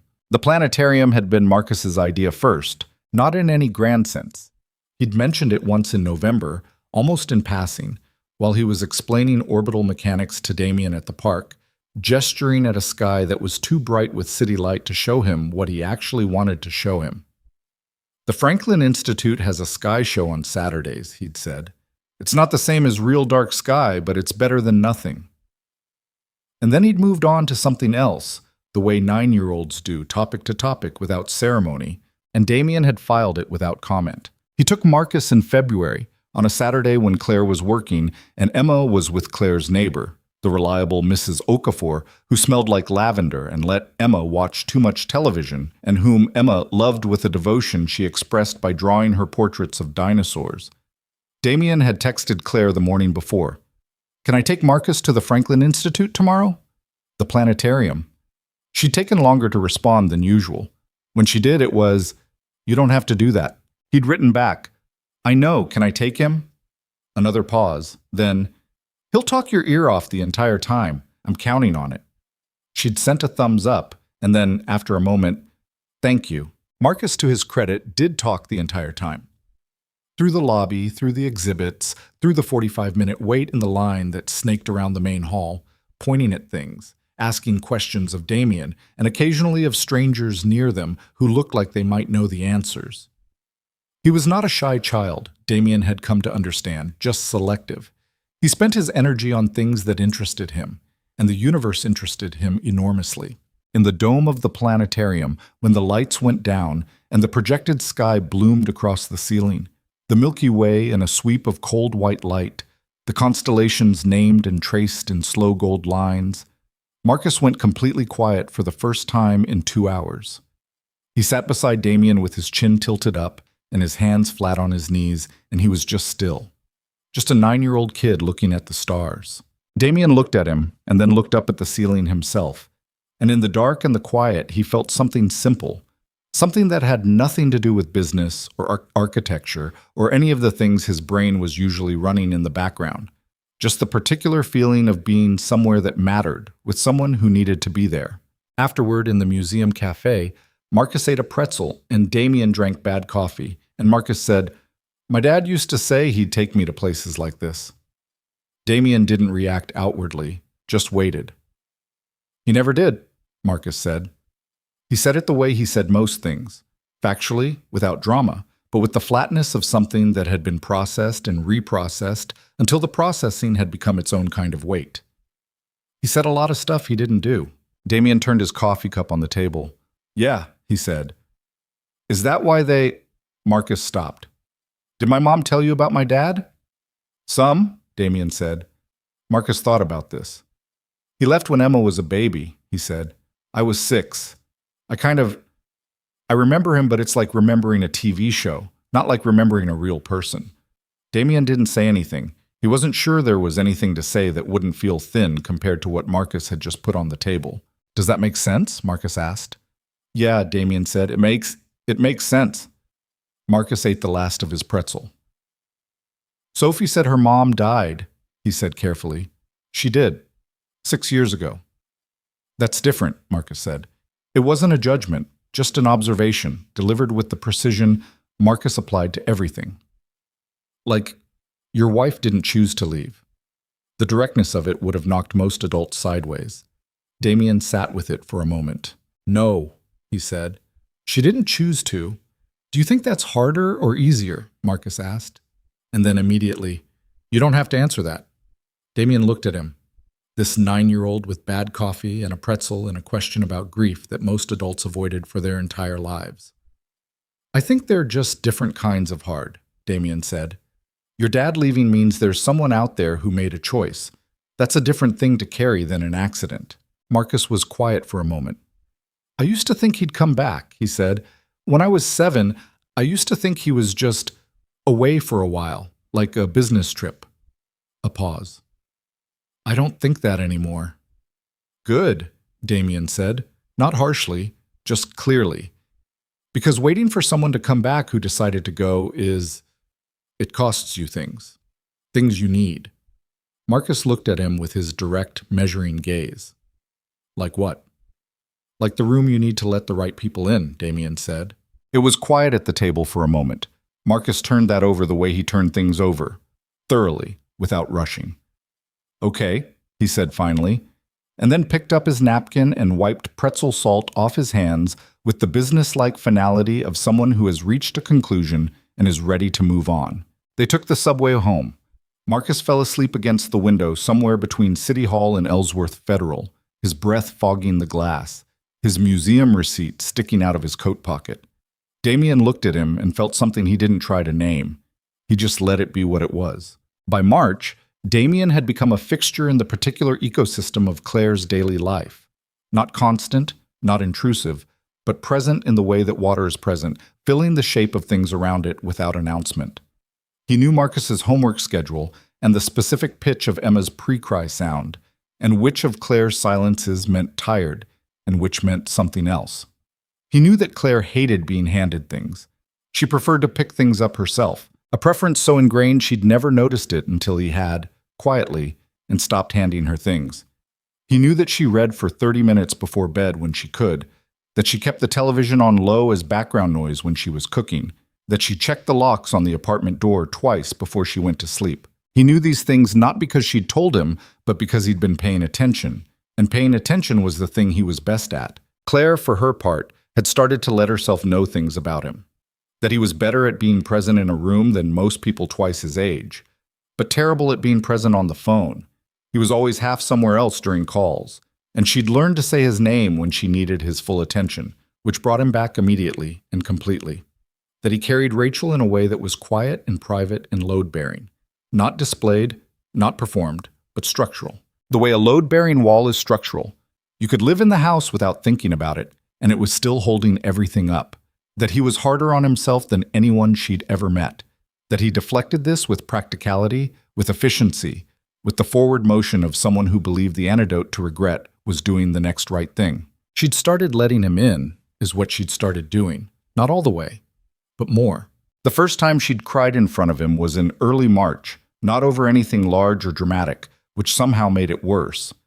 She'd come home from a night shift to find that the water heater had gone out overnight, and the apartment was cold, and Emma had woken up to no hot water and was crying, and Marcus was trying to manage Emma while also making his own breakfast. And the landlord's phone went to voicemail, and Claire had been awake for 14 hours, and she walked into her kitchen and stood there looking at all of it, and just ran out of room.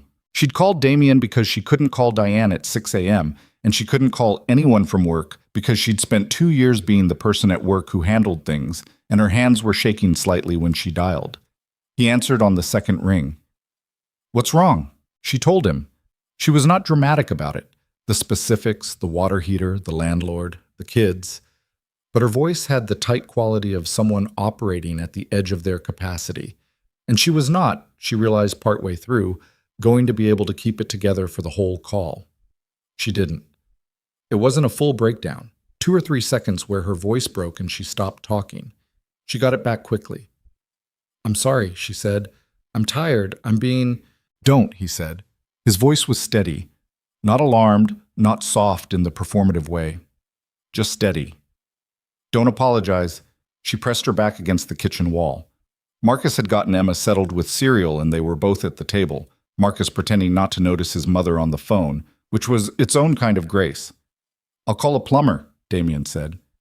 What's your landlord's name? You don't need to...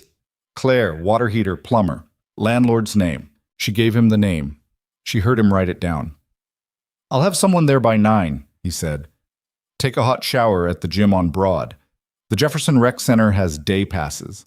I'll text you the address. Take the kids with you if you need to. Damien, go sleep for 4 hours. I'll call you when it's handled. She stood in the kitchen for a moment, phone against her ear, looking at her 2 kids eating cereal at the kitchen table, Emma with a stegosaurus in her non-spoon hand because Emma could not eat without a dinosaur nearby, Marcus reading the back of the cereal box with the focused attention he applied to any available text. Okay, she said quietly. The plumber was there at 8:45. The landlord received a phone call from Hayes Development Group's legal department, which Damien had not mentioned, but which became apparent when the landlord called Claire at noon to apologize personally and confirm that the repair costs were being absorbed by the building management, as per the lease clause that the legal team had apparently been kind enough to reference. The water heater was fixed and running by 2 p.m. She called Damien when she woke up. "The landlord called me," she said. "I heard. Your legal department called him." Patricia may have mentioned there was a maintenance issue at a residential property with known lease clause violations. "Damien, the clause was right there in your lease. He was already in violation." She sat on the edge of her bed, still in yesterday's clothes, hair in a mess, blinking in the afternoon light. "You read my lease?" A pause. "You sent it to me in October. When you were having the heat issue, you asked if I thought you had any standing." She had sent it to him. She'd forgotten. "You kept it," she said. "I keep things," he said, "in case they're useful." She didn't know whether to laugh or cry, and she ended up doing a small, exhausted version of both, quietly enough that he probably didn't hear it. "You need to stop doing things for me," she said. "Why?" "Because I can't." She stopped, tried again. "I don't know how to account for this. In my head, what you do, I don't know how to—" "You don't need to account for it," he said. "It's not a ledger." "Everyone's a ledger," she said. "That's what I've learned." He was quiet for a moment. "Not everyone." She pressed the phone against her ear and looked out the window of her bedroom. The narrow strip of sky visible between the buildings across the alley, gray and late winter cold. "I'm scared of you," she said. She hadn't planned to say it. It came out because she was tired and her guard was down, and it was true. "I know," he said. "That doesn't bother you?" "Should it?" She thought about it. "No," she said. "I guess it just means I'm paying attention." He didn't say anything to that, just let it sit there, which was, she thought, probably the right answer. Spring came incrementally, the way it did in Philadelphia. Not a transition so much as a series of small arguments the weather made with itself. 3 warm days and then a cold snap, the trees starting and stopping, the light shifting earlier degree by degree. The city exhaled. People came out of their coats and blinked in the new light like something returning to itself. The 4 of them went to the Franklin Institute together in April. All 4 of them, Damien and Sophie and Claire and the kids. A Saturday that had been organized around Emma demanding to see the dinosaur exhibit, and Marcus wanting to go back to the planetarium, and Sophie having no opinion except that she wanted to be wherever Emma was, which had become Sophie's general position on Emma. They were not a family, technically. Damien was careful about that word in his own head, careful about the weight of it, about the presumption. He and Claire had not said the word to each other, had not defined what they were in any formal sense. There was a physical dimension now, tentative, careful, nothing that happened in front of the children, and there was the text thread that never fully went dark, and the coffees and the dinners and the evenings at her kitchen table. There was something real, but neither of them had put a name to it out loud, and he wasn't pushing.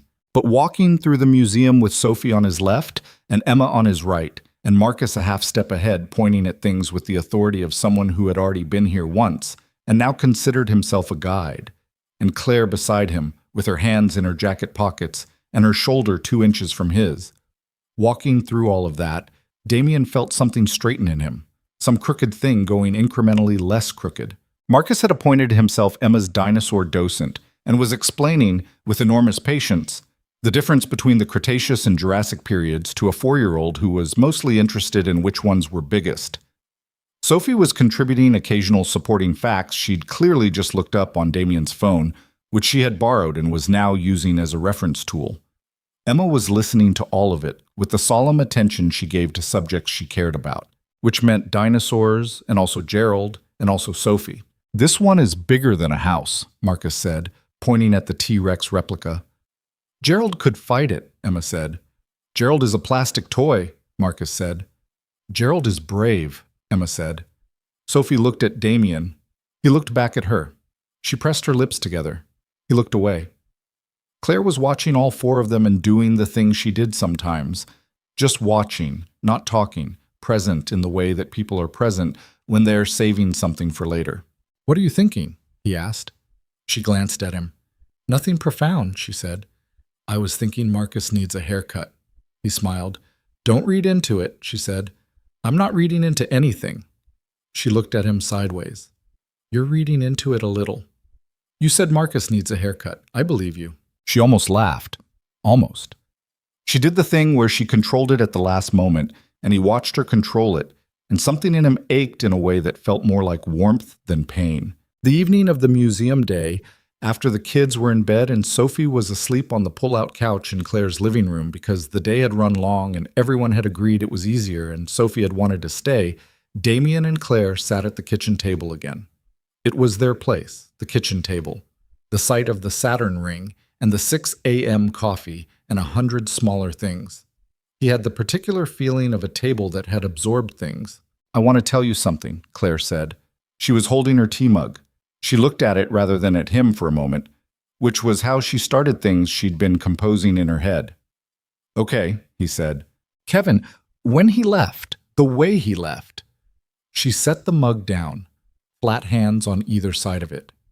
He didn't just walk out. He'd been planning it for about 4 months. I found out later that he'd moved money into a separate account, paid a deposit on an apartment. He had a whole parallel life going while I was pregnant with Emma, and after Emma was born, and I didn't know any of it. Was Tom Swandigand? She paused.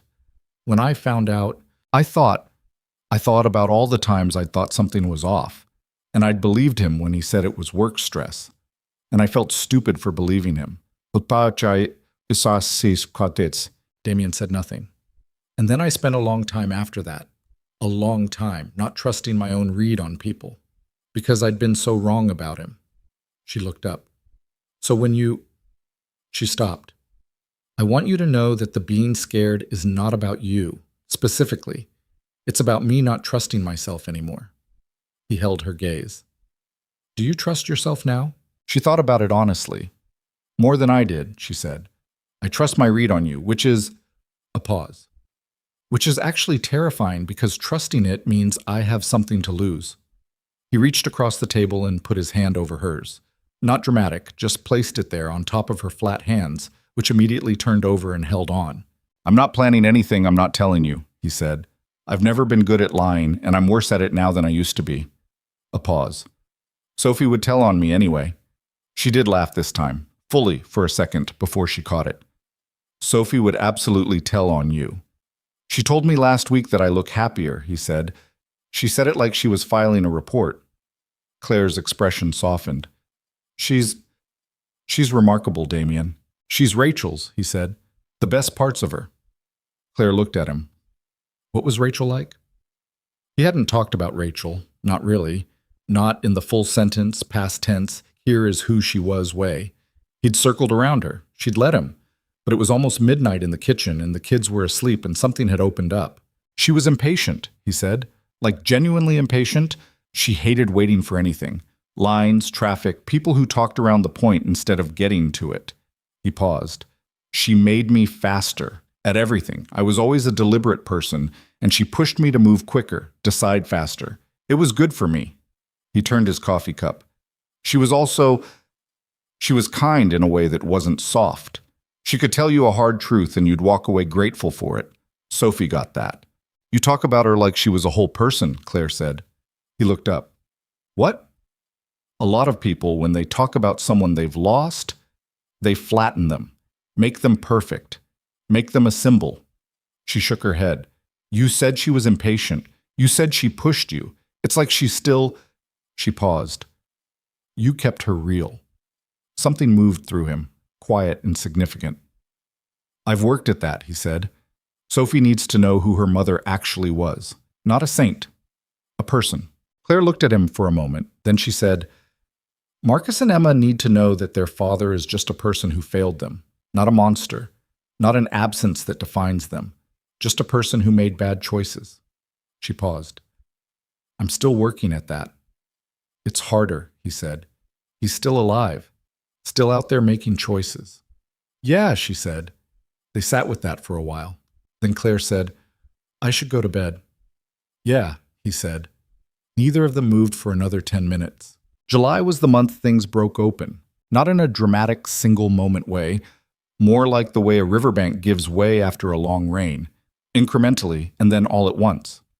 The relationship had a name by then, technically, in the sense that they'd set us to other people and we without self-consciousness, and the children had absorbed this information with varying degrees of expressed interest.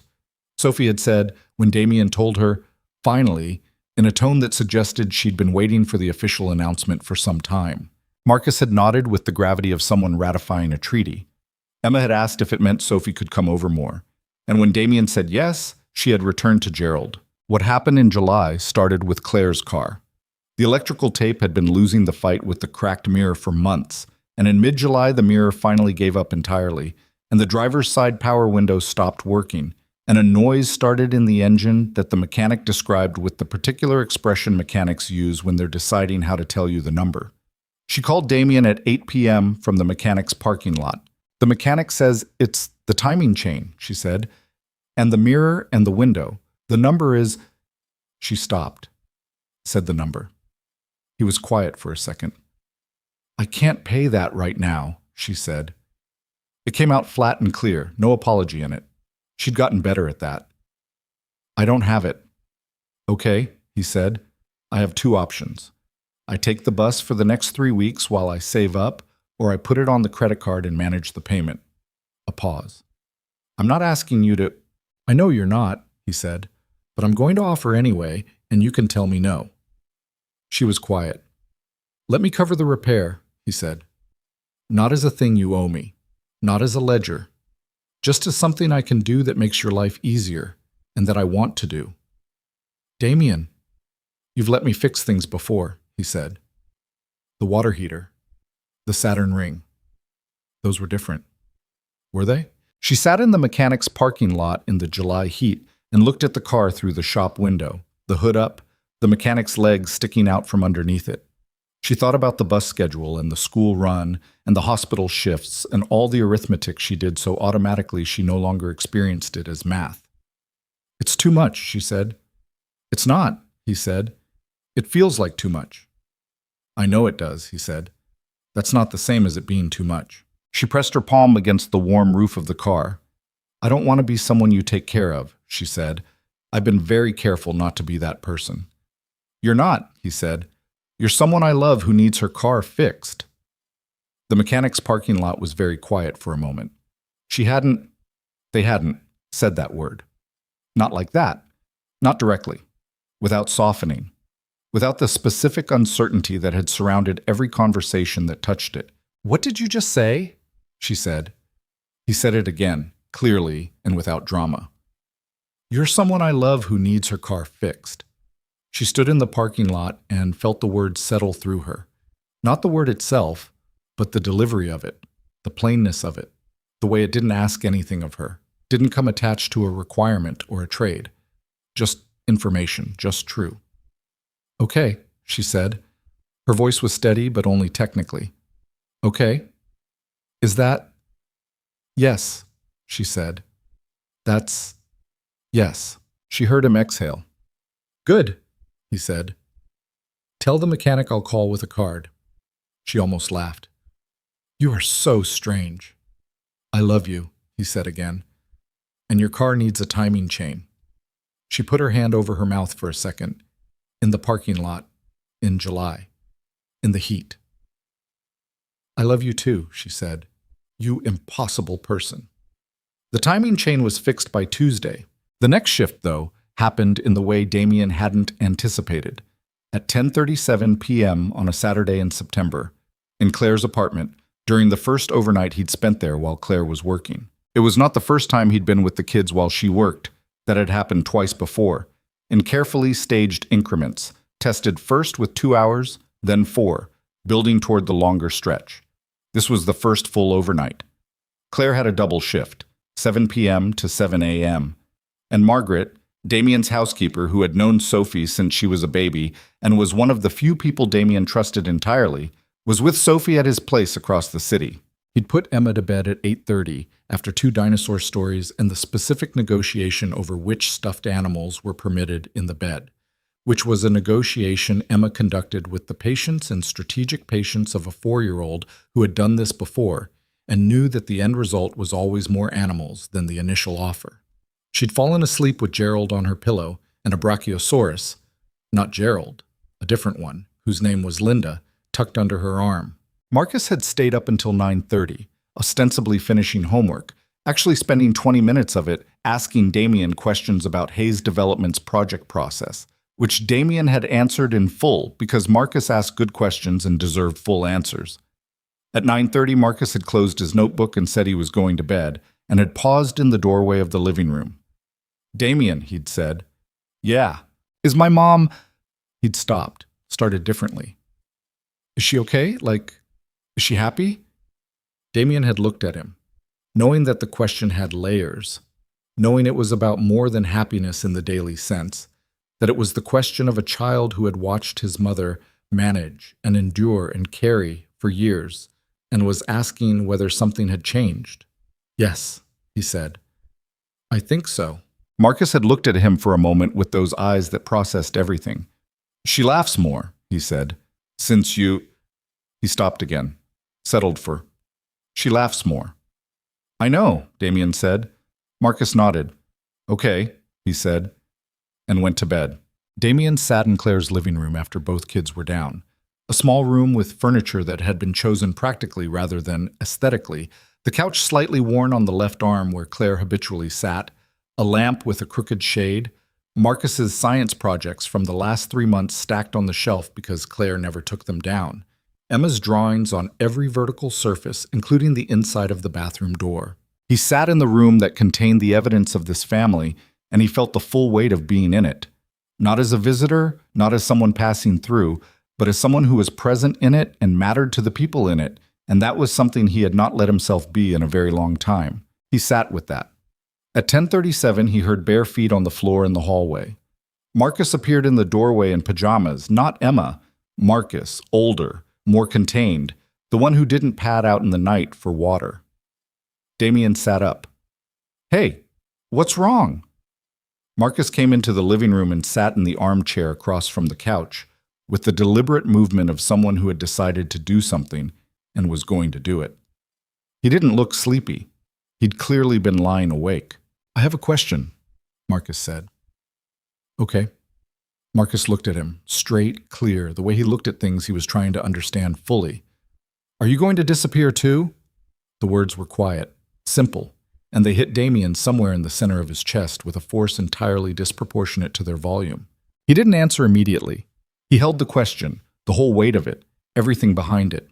The 6-year-old who'd watched his father leave, the 9-year-old who had decided to keep the distance, the boy who had accepted the poster board and the epoxy and the planetarium and the Saturday at the museum but had kept somewhere a room locked. "No," Damien said. Marcus looked at him. "I'm not going to disappear," Damien said. "I know that's what he did. I know you've been watching for it." Marcus's jaw tightened slightly. "I wasn't—" "You were," Damien said gently. "You should have been. It was smart." The boy went still. "I can't tell you every detail of the future," Damien said. "I've lived long enough to know that doesn't work. But I can tell you what I intend. And what I intend is to be here." He paused. "Not because your mom needs someone. Because I want to be. Because you're—" He stopped, found the true thing, and said it. "Because you and Emma are already part of how I think about my life. That happened. I'm not going to walk away from that." Marcus looked at him for a long moment. His face was doing several things at once. The careful assessment, the old protection, and underneath it, something cracking. "Emma asks about you when you're not here," he said. He said it like it was a fact he was reporting, not an appeal. "She says, 'Where's Damien?' when you don't come over." "I know," Damien said. "Sophie does the same thing about Emma." Marcus was quiet. He looked at his hands, then back up. "My dad used to tuck me in," Marcus said, "before he left. And then one day he just didn't. And I kept waiting for him to come back in and do it, and he didn't. And then after a while I stopped waiting." A pause. "I don't want Emma to stop waiting for something that's actually there."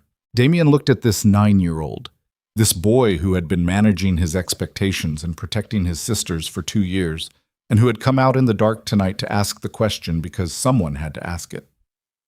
"Marcus," he said, "I hear you." Marcus looked up. "She doesn't have to stop waiting," Damien said. "Neither do you." It was very quiet in the apartment. The city was doing its usual low nighttime noise, a car somewhere, the distant rhythm of something, the building settling. Marcus stood up after a while. He went back to the doorway. Then he stopped and turned around. "She's going to be scared," he said. "My mom. She's going to try to talk herself out of it." "I know," Damien said. "Don't let her," Marcus said. Damien looked at him. "She does that," Marcus said. "When something good happens, she looks for the reason it's going to go wrong. She's been doing it for a long time." He paused. "Someone should tell her it's okay to stop." Then he went back to bed. Damien sat in the quiet living room for a long time afterward, in Claire's apartment with its crooked lamp and its worn couch arm, and the evidence of her life on every wall. And he felt something settle in him that he recognized as a decision. Not the kind that gets made in board meetings, not the practical, strategic decisions that his career was built on. The other kind. The kind that happens when something already true finally becomes loud enough to acknowledge. He loved this woman. He loved her children. He had no idea how to do what came next with any kind of elegance, and he was not going to pretend otherwise. But he was going to do it. Claire came home at 7:15 a.m., let herself in quietly, and found Damien asleep on the couch with Gerald the dinosaur, which Emma had apparently given him at some point in the night, sitting on the armrest beside him. She stood in the doorway of the living room for a moment, still in her scrubs, and looked at him sleeping there in her apartment with her daughter's plastic dinosaur as his only companion, and she felt something so full it was almost painful. She didn't wake him. She went to the kitchen and made coffee, and when she came back he was awake, sitting up, blinking, running a hand through his hair. "Good shift?" he said. "Long," she said. She handed him a cup, sat beside him on the couch. "Marcus came out last night," Damien said. "Around 10:30. She looked at him quickly. "He asked if I was going to disappear," Damien said. She closed her eyes for a second. "He asked me not to," he said. "In his own way." He paused. "I told him I wasn't." She opened her eyes and looked at him, and all the things she kept behind the careful management and the flat hands on tables were right there on her face, visible, uncurated. "Damien," she said. "I know," he said. "I know." She put her coffee cup down on the table and pressed the heels of her hands against her eyes for a moment, not crying, just holding something, feeling it. He put his arm around her and she leaned into it, and they sat on the couch in the early September morning while the apartment was quiet and the city woke up outside, and neither of them said anything for a while. That was enough. That was exactly enough. The proposal happened at the Franklin Institute on a Saturday in November, 14 months after the night in the hospital waiting room. Not because it was planned with the precision of a production. Damien had spent 3 weeks thinking about how and where and kept discarding the obvious answers. Not a restaurant, not a penthouse, not anywhere that looked like a page from a magazine, because Claire would have been uncomfortable, and her discomfort would have made him clumsy and the whole thing would have landed sideways. He'd wanted something real, something that meant something to the people in the room, rather than something that photographed well. Marcus had told him, in the car after the planetarium in February, that he came to the Franklin Institute most Saturdays when Claire was working, that Mrs. Okafor would bring him on the bus and let him wander the astronomy section for 2 hours while she read in the lobby cafe. He'd said it the way he said most things, without ceremony, just information. But Damien had filed it, the way he filed things about the people who mattered to him. He told Claire he wanted to take everyone to the Institute again. She hadn't questioned it. They'd been 3 times now as a group, and the kids treated it like a home base. She'd said, "Sure, give me 20 minutes to get Emma into shoes," which was always the project. He'd arranged it with Marcus 3 days before. Texted him privately, something they'd started doing occasionally. A thread separate from Claire, which had begun when Damien needed to know Emma's current dinosaur preferences before a birthday, and had evolved into something Marcus used to send him articles about things he was reading, usually astrophysics, sometimes history. Once a deeply alarming piece about invasive species that Damien suspected was Marcus's way of testing whether he actually read what was sent. He always read it. "I'm going to ask your mom something at the Institute on Saturday," Damien had written. "I wanted to tell you first." Marcus had taken 40 minutes to respond. "I know," he'd written back. "Sophie told Emma, and Emma told me." Damien had stared at his phone. "Sophie knows?" Sophie figured it out. She said you've been weird for 3 weeks. He'd thought about that. Is weird good or bad? She says good weird. She says you keep looking at the ring box. He'd bought the ring 6 weeks ago and put it in his desk drawer and apparently been entirely unsuccessful at behaving normally about it. Is that okay? He'd typed. Me asking her? The response had come back in 5 minutes this time. She's going to say yes, Marcus had written. And then she's going to be scared. Don't let her talk herself out of it. The same thing he'd said in September in the dark. Don't let her. I won't, Damien had written. Okay, Marcus had written. And then after a pause, good. They'd arrived at the Franklin Institute at 2 in the afternoon on a gray November Saturday. All 4 of them plus Sophie, who had been with Damien for the weekend and who was conducting herself with the elaborate casualness of someone who knew what was coming and was working very hard not to telegraph it. Emma had Gerald in her coat pocket. Marcus had his hands in his pockets and was watching the sky through the glass entrance wall, which was what he did when he was thinking about something and didn't want to show it. Claire was reading a plaque near the entrance about the history of the building, because Claire read every plaque in every building she entered, a habit she'd told him came from her mother, who'd believed that buildings were worth knowing. The planetarium show was at 3. They had an hour before it, and they wandered the exhibits. Sophie and Emma in the space section, Emma narrating to Gerald about which planets were which, Sophie correcting her gently, Emma ignoring the corrections. Marcus drifted between them and the astronomy wing, one eye always on the door to the planetarium, managing the countdown. Damien walked with Claire. She was looking at a display about deep space photography, actual photographs taken by orbital telescopes, the ones where galaxies showed up as soft spirals of light against the absolute dark. And she was doing the thing she did with things that moved her, which was going very quiet and tilting her head slightly, like she needed a different angle to take it in fully. It's so much, she said, half to herself. Every time I see pictures like these, I think, there's so much out there. And we're so... She stopped. Small, Damien said. I was going to say busy, she said. We're so busy. We spend all this time being busy, and there's just... She gestured at the photograph. The spiral arm of a galaxy, 200 million light years away, rendered in blue and gold. All of this. He looked at the side of her face, the way her eyes moved across the photograph. Seriously, fully, the way she looked at everything she decided was worth looking at. Claire, he said. She turned. He had not planned what to say exactly. He'd thought about it, and every version he'd rehearsed had sounded like something from a movie, which wasn't what he wanted. What he wanted was to say the true thing plainly. I had a thing planned, he said, for inside the planetarium. I talked to Marcus about it, and there was a moment in the show where the lights go all the way down, and I thought... He stopped. And then you were standing here looking at a picture of a galaxy and saying we were too busy and I can't wait. She stared at him. He reached into his coat pocket. The ring box was small. He'd chosen deliberately, not a declaration of wealth, but something real, a round stone in a simple platinum setting that looked like it belonged on a hand that worked. He'd gone to 3 jewelers before he found the right one, and the jeweler, an older woman who had the specific patience of someone who'd done this 1,000 times, had said, "You'll know it when you see it for her." He had. He didn't go down on one knee because the floor of the Franklin Institute was tile and crowded, and he was 40% sure it would come out ungainly, and because Claire was not a person who needed the theater. He held the box in his hand, open, and looked at her. "You told me on our first dinner that I should feel free to walk away," he said, "because you had 2 kids and a complicated life, and you expected me to take the exit, and I asked to see their pictures instead." He paused. "I'd ask to see their pictures again. 100 times. I'd go back to that dinner and make the same choice every single time." Another pause. "I want to make it official. All of it. You, Marcus, Emma. I want it to be mine if you'll let it." Claire was looking at him with the expression she got when she was running out of room for things, when the thing in front of her was too large for the careful management that usually contained everything. Her eyes were bright, and her jaw was set, and she was breathing slightly wrong. "You are..." She stopped.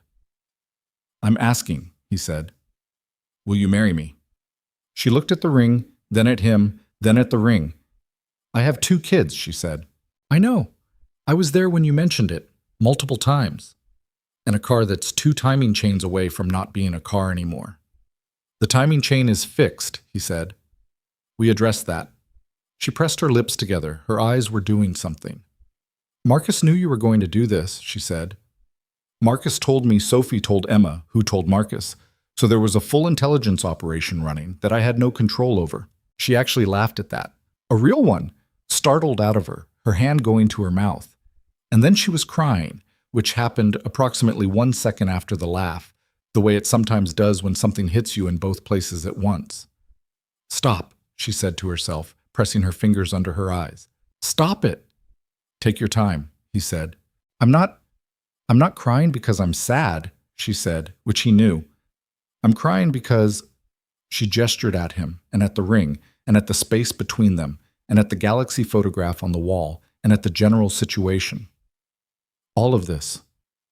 I know, he said. She looked at him. Her hands were doing the flat on a surface thing, except there was no surface, so she pressed them against the sides of her coat, and then she reached out and put one of them on his chest, over his sternum, and left it there. Yes, she said. It came out quietly. Not performed, not risen to, just placed there between them like something that had always been true and was now being said. He put the ring on her finger. It fit, which he'd arranged through the improbable channel of borrowing one of her rings from her jewelry box 3 weeks ago, measuring it and returning it before she noticed, a operation Marcus had assisted with by keeping Claire occupied with a homework question in the other room, which Damien had only learned about afterward. I had help, he said. She was looking at the ring on her hand with the expression of someone who is doing the inventory of their own life and finding something they hadn't expected. I know you did, she said. 40 feet away, behind a display about the asteroid belt, Sophie and Marcus and Emma were watching with the specific intensity of people who have been told to look casual and are failing completely. Emma was holding Gerald up so he could see.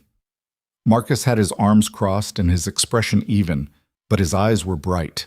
Sophie had both hands over her mouth. Claire saw them. She waved at them. Sophie made a sound that was somewhere between a gasp and a laugh and took off running toward them, because Sophie at 8 years old was incapable of handling large emotions at a walking pace.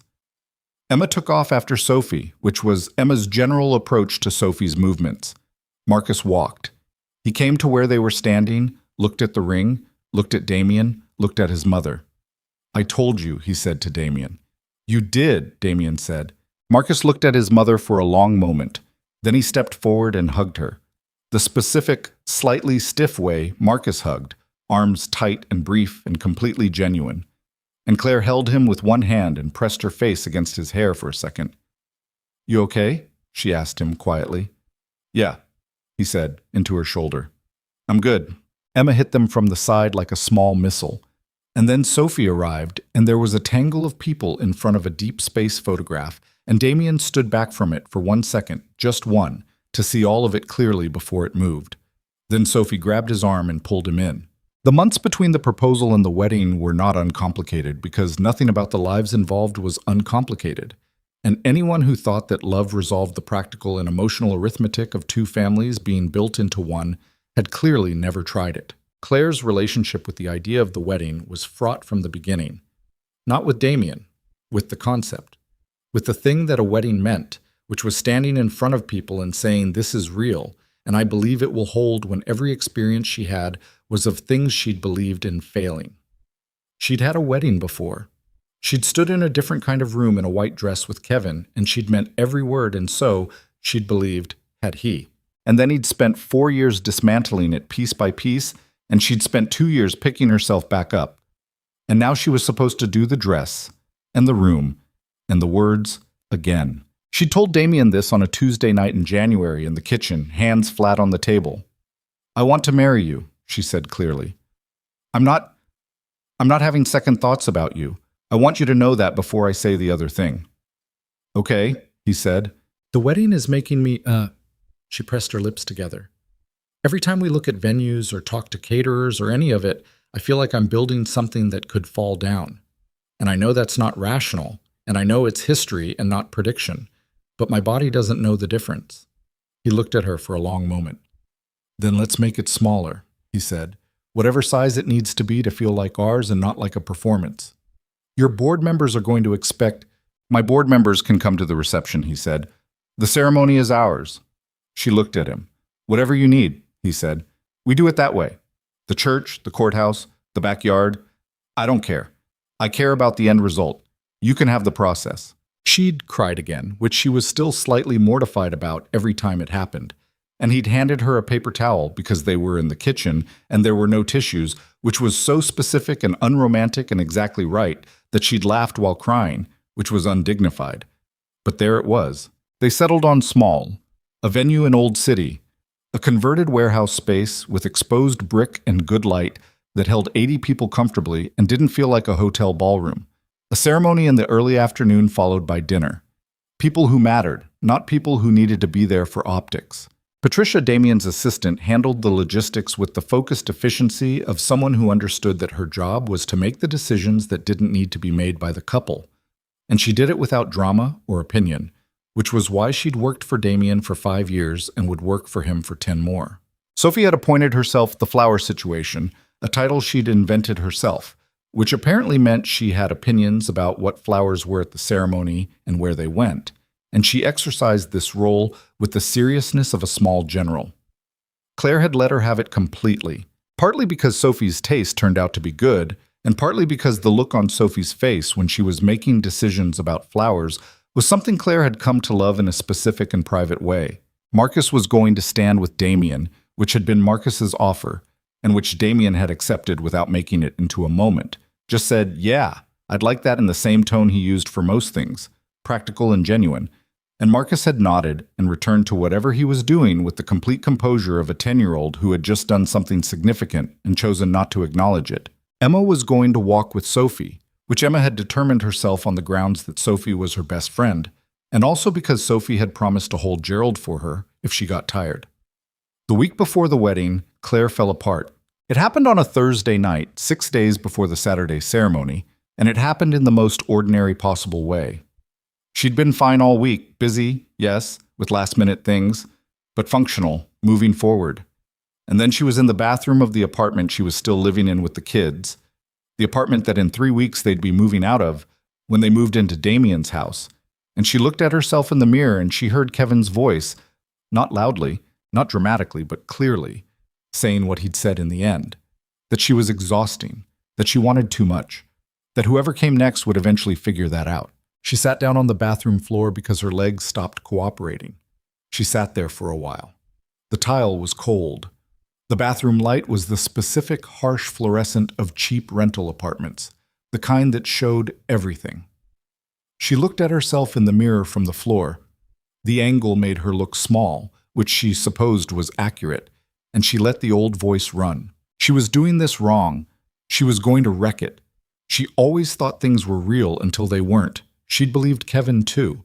She'd believed in the wedding dress once before, and look how that had ended. Look where she'd washed up. Bathroom floor, cheap light, all the dignity she'd built by herself standing precarious on 2 years of not asking for help, and still here she was. She sat there until she heard a knock on the bathroom door. "Mom?" Marcus's voice, quiet. She looked at the door. "I'm fine," she said. Her voice came out wrong. A pause. Then, "I can hear you breathing." She pressed her fingers against her mouth. "Mom," Marcus said. Not a question, just her name. She got up off the floor and opened the door. Marcus was standing in the hallway in his pajamas, 10 years old, looking at her with the expression he'd had at 9 in the planetarium cafe, the one that was too old for his face and also completely his own. "What happened?" he said. "Nothing happened. I just, She leaned against the doorframe. "I got scared." "Of what?" She looked at her son. She thought about the thing Damien had said about Rachel, that he kept her real for Sophie, that he told Sophie who Rachel actually was rather than making her perfect. She thought about what it meant to be real in front of your child. "I got scared that it's going to go wrong," she said. "The wedding, all of it." "Why would it go wrong?" "Because it went wrong before," she said. "Because I thought I knew, and I was wrong." Marcus looked at her with the specific, unflinching patience he used when he was thinking through something from first principles. That was Kevin, he said. I know. This is Damien, Marcus said, like the distinction was that simple. And in his voice, it was. I know, she said again. Mom. He crossed his arms, his default posture when he was about to say something he'd thought about. Kevin left when I was 6, and I know what he was like before he left because I remember some of it. The way he was around, and then less around, and then gone. A pause. Damien has been here for a year, and he's gotten more here, not less. That's different. She looked at her son. He shows up, Marcus said, every time. He showed up with epoxy at 10 p.m. He showed up when your landlord was being a... He stopped himself. When you had the heat problem. He fixed the car. He came to the school play. He paused. He was there when Emma had the ear infection at 2 a.m. and you were at work. He stayed. She pressed her hand against the doorframe. I was there too, Marcus said quietly. That night. I heard him in the kitchen getting Emma's medicine and telling her it was going to feel better, and she called him Damien, and then she called him Dad, and he didn't... He stopped. His jaw worked. He didn't make it into a thing. He just said okay and kept going, like it was normal. Claire's eyes stung. That's what a person who's going to stay looks like, Marcus said. That's how I know. She looked at her 10-year-old son, standing in the hallway in his pajamas, who had watched and calculated and measured for a year with the instruments only a child can use, constant proximity, no agenda, pure observation, and had arrived at this conclusion. Come here, she said.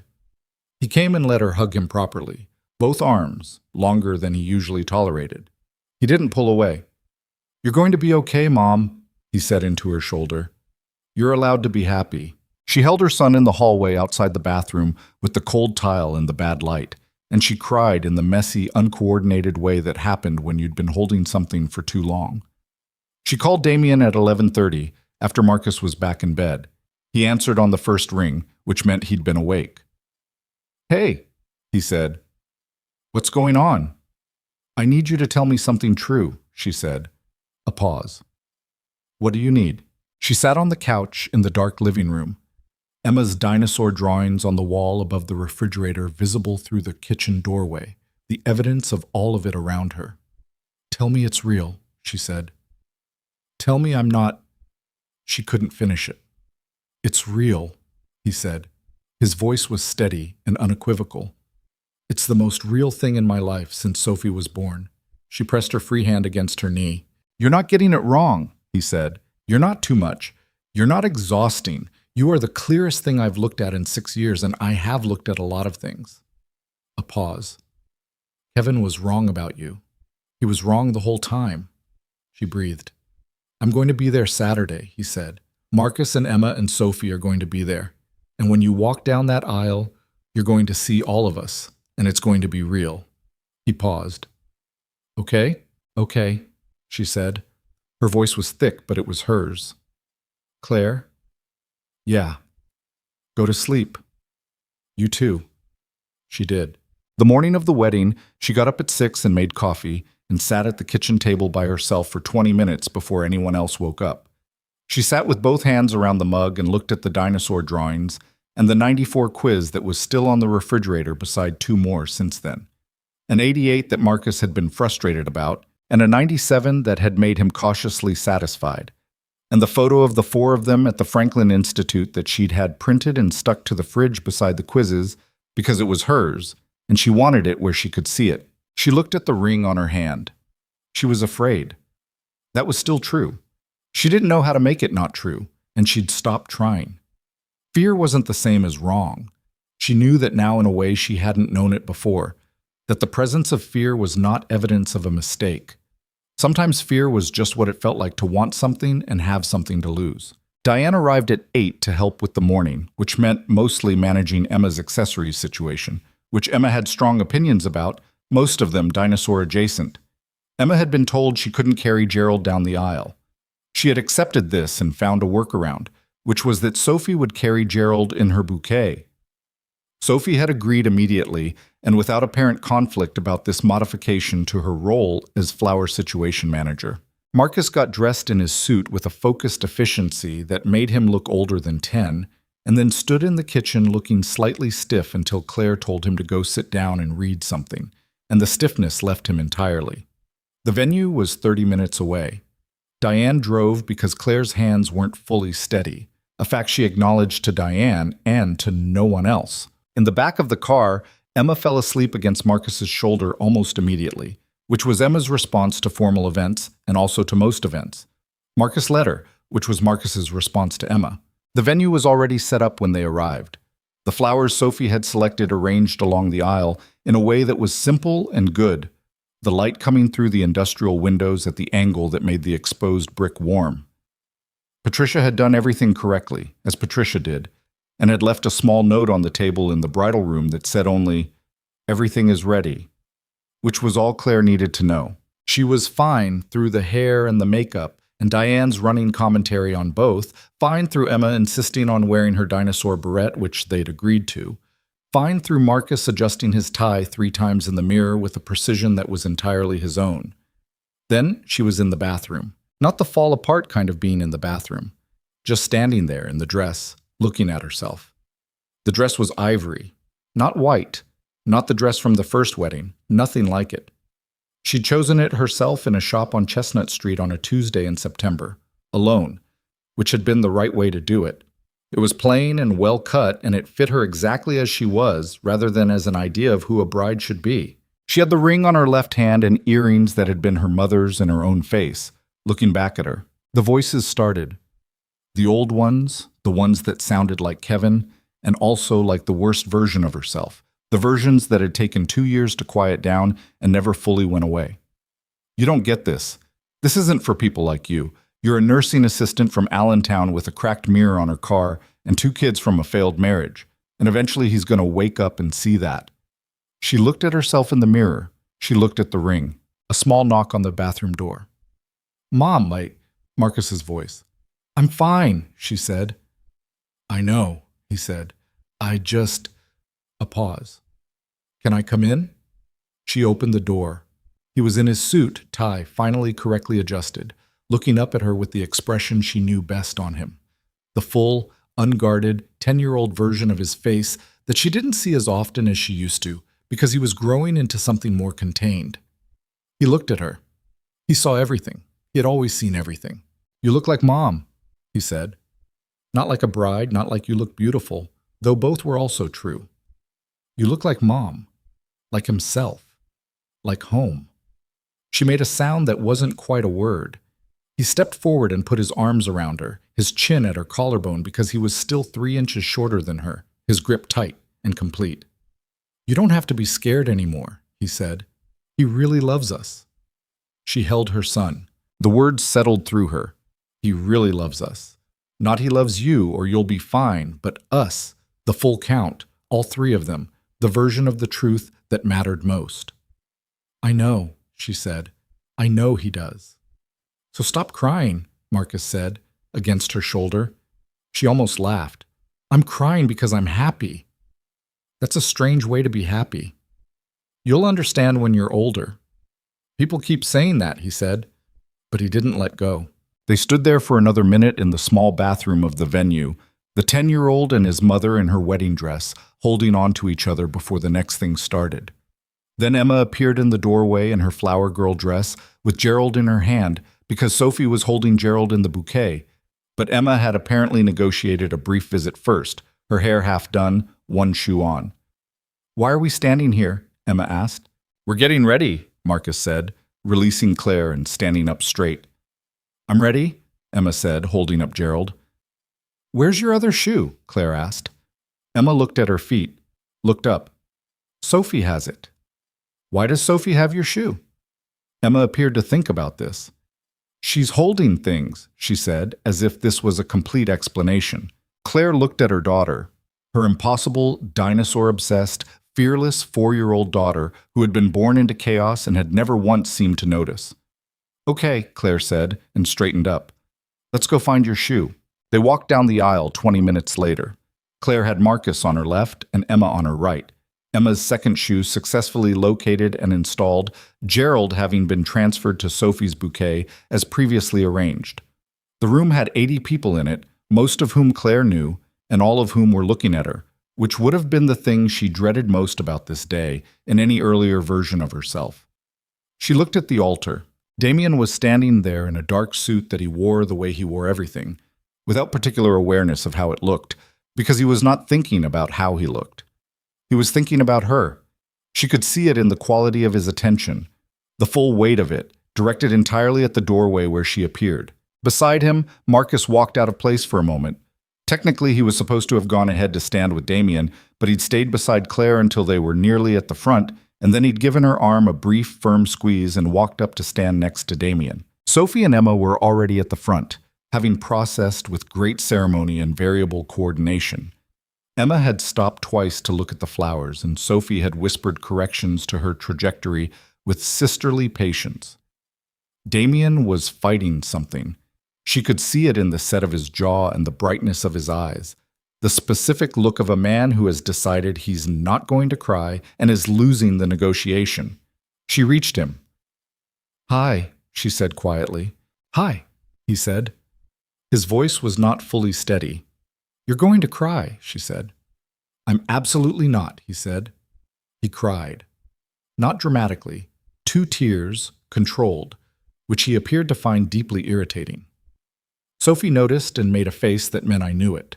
Marcus noticed and kept his own expression entirely neutral, which was its own form of mercy. Emma, from her position beside Sophie, looked at the room, looked at Gerald and Sophie's bouquet, looked at the 2 people standing at the altar, and announced at a volume slightly larger than the moment called for, "Are they married yet?" The room laughed. The officiant, a woman Diane had recommended who did ceremonies without requiring the participants to perform, looked at the children and then at Damien and Claire and smiled. "Not yet," she said. "We're getting there." During the vows, which Damien had written himself, and which were plain and specific and true, not poetry, not borrowed cadence, just the things he meant in the words he would actually use, Sophie and Emma sat together in the front row. Somewhere in the middle of it, Emma reached over and took Sophie's hand. Sophie, without looking down, without any acknowledgement that she'd noticed, held on. The whole room saw it. The woman beside Diane quietly handed Diane a tissue without being asked. Damien saw it too from the altar, and the jaw thing failed entirely. Claire saw it and looked at the ceiling for a moment, which did not help. When it was done, when the words were said and the rings exchanged and the officiant pronounced them and Damien kissed her in the straightforward and complete way he did most things, the first sound in the room was Emma saying yay with the enthusiasm of a 5-year-old at the conclusion of something she'd been waiting for. And the second sound was the room laughing, and the third sound was everything at once. Sophie and Emma ran toward each other from opposite sides of the aisle. Sophie having stepped away to stand near Margaret, Emma having been sitting beside Diane, and they collided in the middle in a tangle of flower girl dresses and a bouquet that shed half its petals on impact, and Gerald falling to the floor and being immediately retrieved and held aloft like a trophy. Marcus stood beside Damien. He looked at the 2 girls in the aisle. He looked at his mother, who was still standing at the altar with tears drying on her face and her new husband's hand in both of hers. He put his hands in his pockets the way he did when he was satisfied with something and didn't need to say so. Damien looked at him. Marcus met his eyes. And for that one moment, without words, without ceremony, without anyone else noticing, the look passed between them that meant everything had been decided, and the decision was good, and whatever came next, they were going to face it together. The reception ran long because everyone stayed, because that was what happened when people were genuinely happy rather than obligated, and because Emma fell asleep under a table around 9 p.m. and was discovered by Patricia in a nest of flower petals with Gerald in her arms, and the photograph someone took of that became the photograph that ended up in a frame on the mantel of a house that 3 weeks later would hold all 5 of them. Claire danced once with Damien to a song neither of them had selected. It had appeared on the playlist that Sophie had apparently edited at some point without asking, a song that was slower and more deliberate than the surrounding choices, which had the fingerprints of a child who had thought about it. "Did Sophie pick this song?" Claire asked against his shoulder. "Almost certainly," he said. "She's 8. She has opinions. She has very specific opinions," Claire said. They swayed in the middle of the floor, slightly out of step because neither of them was a dancer, which didn't matter. "Are you okay?" he asked. She thought about the bathroom floor in the apartment. about Marcus in the hallway in his pajamas, about the ring and the galaxy photograph, and the 1037 question in the dark. Yes, she said, for the first time in a long time, I'm actually just okay. He held her, and they moved slowly in the middle of the room, off-tempo, imperfect, surrounded by the particular evidence of a life that had not been planned or performed but had been built, piece by piece, from two broken things that had somehow fit together. Outside, the city did what cities do, kept going, indifferent and loud and full. But in here, the floor held, and the people stayed, and the night was something that would be remembered. The first year of the marriage was not what either of them had imagined, which was probably accurate for most first years, and certainly accurate for this one. They moved into Damien's house in December, a 4-bedroom brownstone in Rittenhouse Square that was large and well-maintained and had been, before Claire and the kids arrived, extremely quiet. The quiet had been something Damien had grown accustomed to in the way people grow accustomed to things that aren't good for them. Not comfortable exactly, but familiar enough to mistake for comfort. The first week with all 5 of them under the same roof dismantled the quiet so completely that he sometimes stood in the kitchen at 7 a.m. listening to the noise of it. Emma narrating something to Gerald in the next room, Marcus's shower running, Sophie arguing with the bathroom mirror about her hair, and felt the specific, slightly startled relief of a house that was finally being used for what houses were built for. Claire, for her part, moved through the first weeks with the careful attention of someone learning a new geography. The house was 4 times the size of her South Philly apartment, and she kept catching herself being conscious of the space. Not ungrateful, just aware, the way you're aware of a new coat that doesn't feel like yours yet. She put Emma's dinosaur drawings in the kitchen, which helped. She put the refrigerator photos up, the quizzes, the Franklin Institute picture, and they looked right against the new surface, still themselves. She kept her work schedule for the first 3 months because she needed to. Not financially. That calculus had changed in ways she was still adjusting to, but because nursing was hers, the credential she'd been working toward for 3 years, the version of herself that existed outside of mother and wife and daughter, and all the other things she was to other people. She was a good nursing assistant. She was going to be a better nurse. She'd re-enrolled in the RN program in September. Before the wedding, fitting classes into the spaces between shifts with the practiced efficiency, she'd applied to everything that mattered for the last 4 years. Damien had not suggested the re-enrollment. He'd found out when she mentioned it one evening in October, and his response had been, "What do you need from me to make the schedule work?" That question. The specific shape of it. Not, "I'll pay for it," or "I'll handle everything else," or "You don't have to work at all anymore," all of which would have been the wrong answer in different ways. Just, "What do you need from me?" The question that treated her as the architect of her own life and positioned him as a resource rather than a replacement. She thought about that question often in the first year when things were hard, and things were hard regularly, because this is what the merged life of 2 families with complicated histories actually looks like from the inside. Sophie and Emma were straightforward, mostly because they'd been doing this for a year already and had reached some equilibrium. They shared a bathroom on the 2nd floor and had developed a morning routine that involved Sophie organizing Emma's hair while Emma held a running conference with Gerald about the day's schedule. And this worked, which was more than could be said for most bathroom arrangements. They were not sisters the way sisters who grew up together were sisters. They'd arrived at each other too late for that, and there was still a quality of chosenness in how they treated each other, a slightly deliberate care that actual siblings rarely bother with. But they were real. Whatever they were, it was real.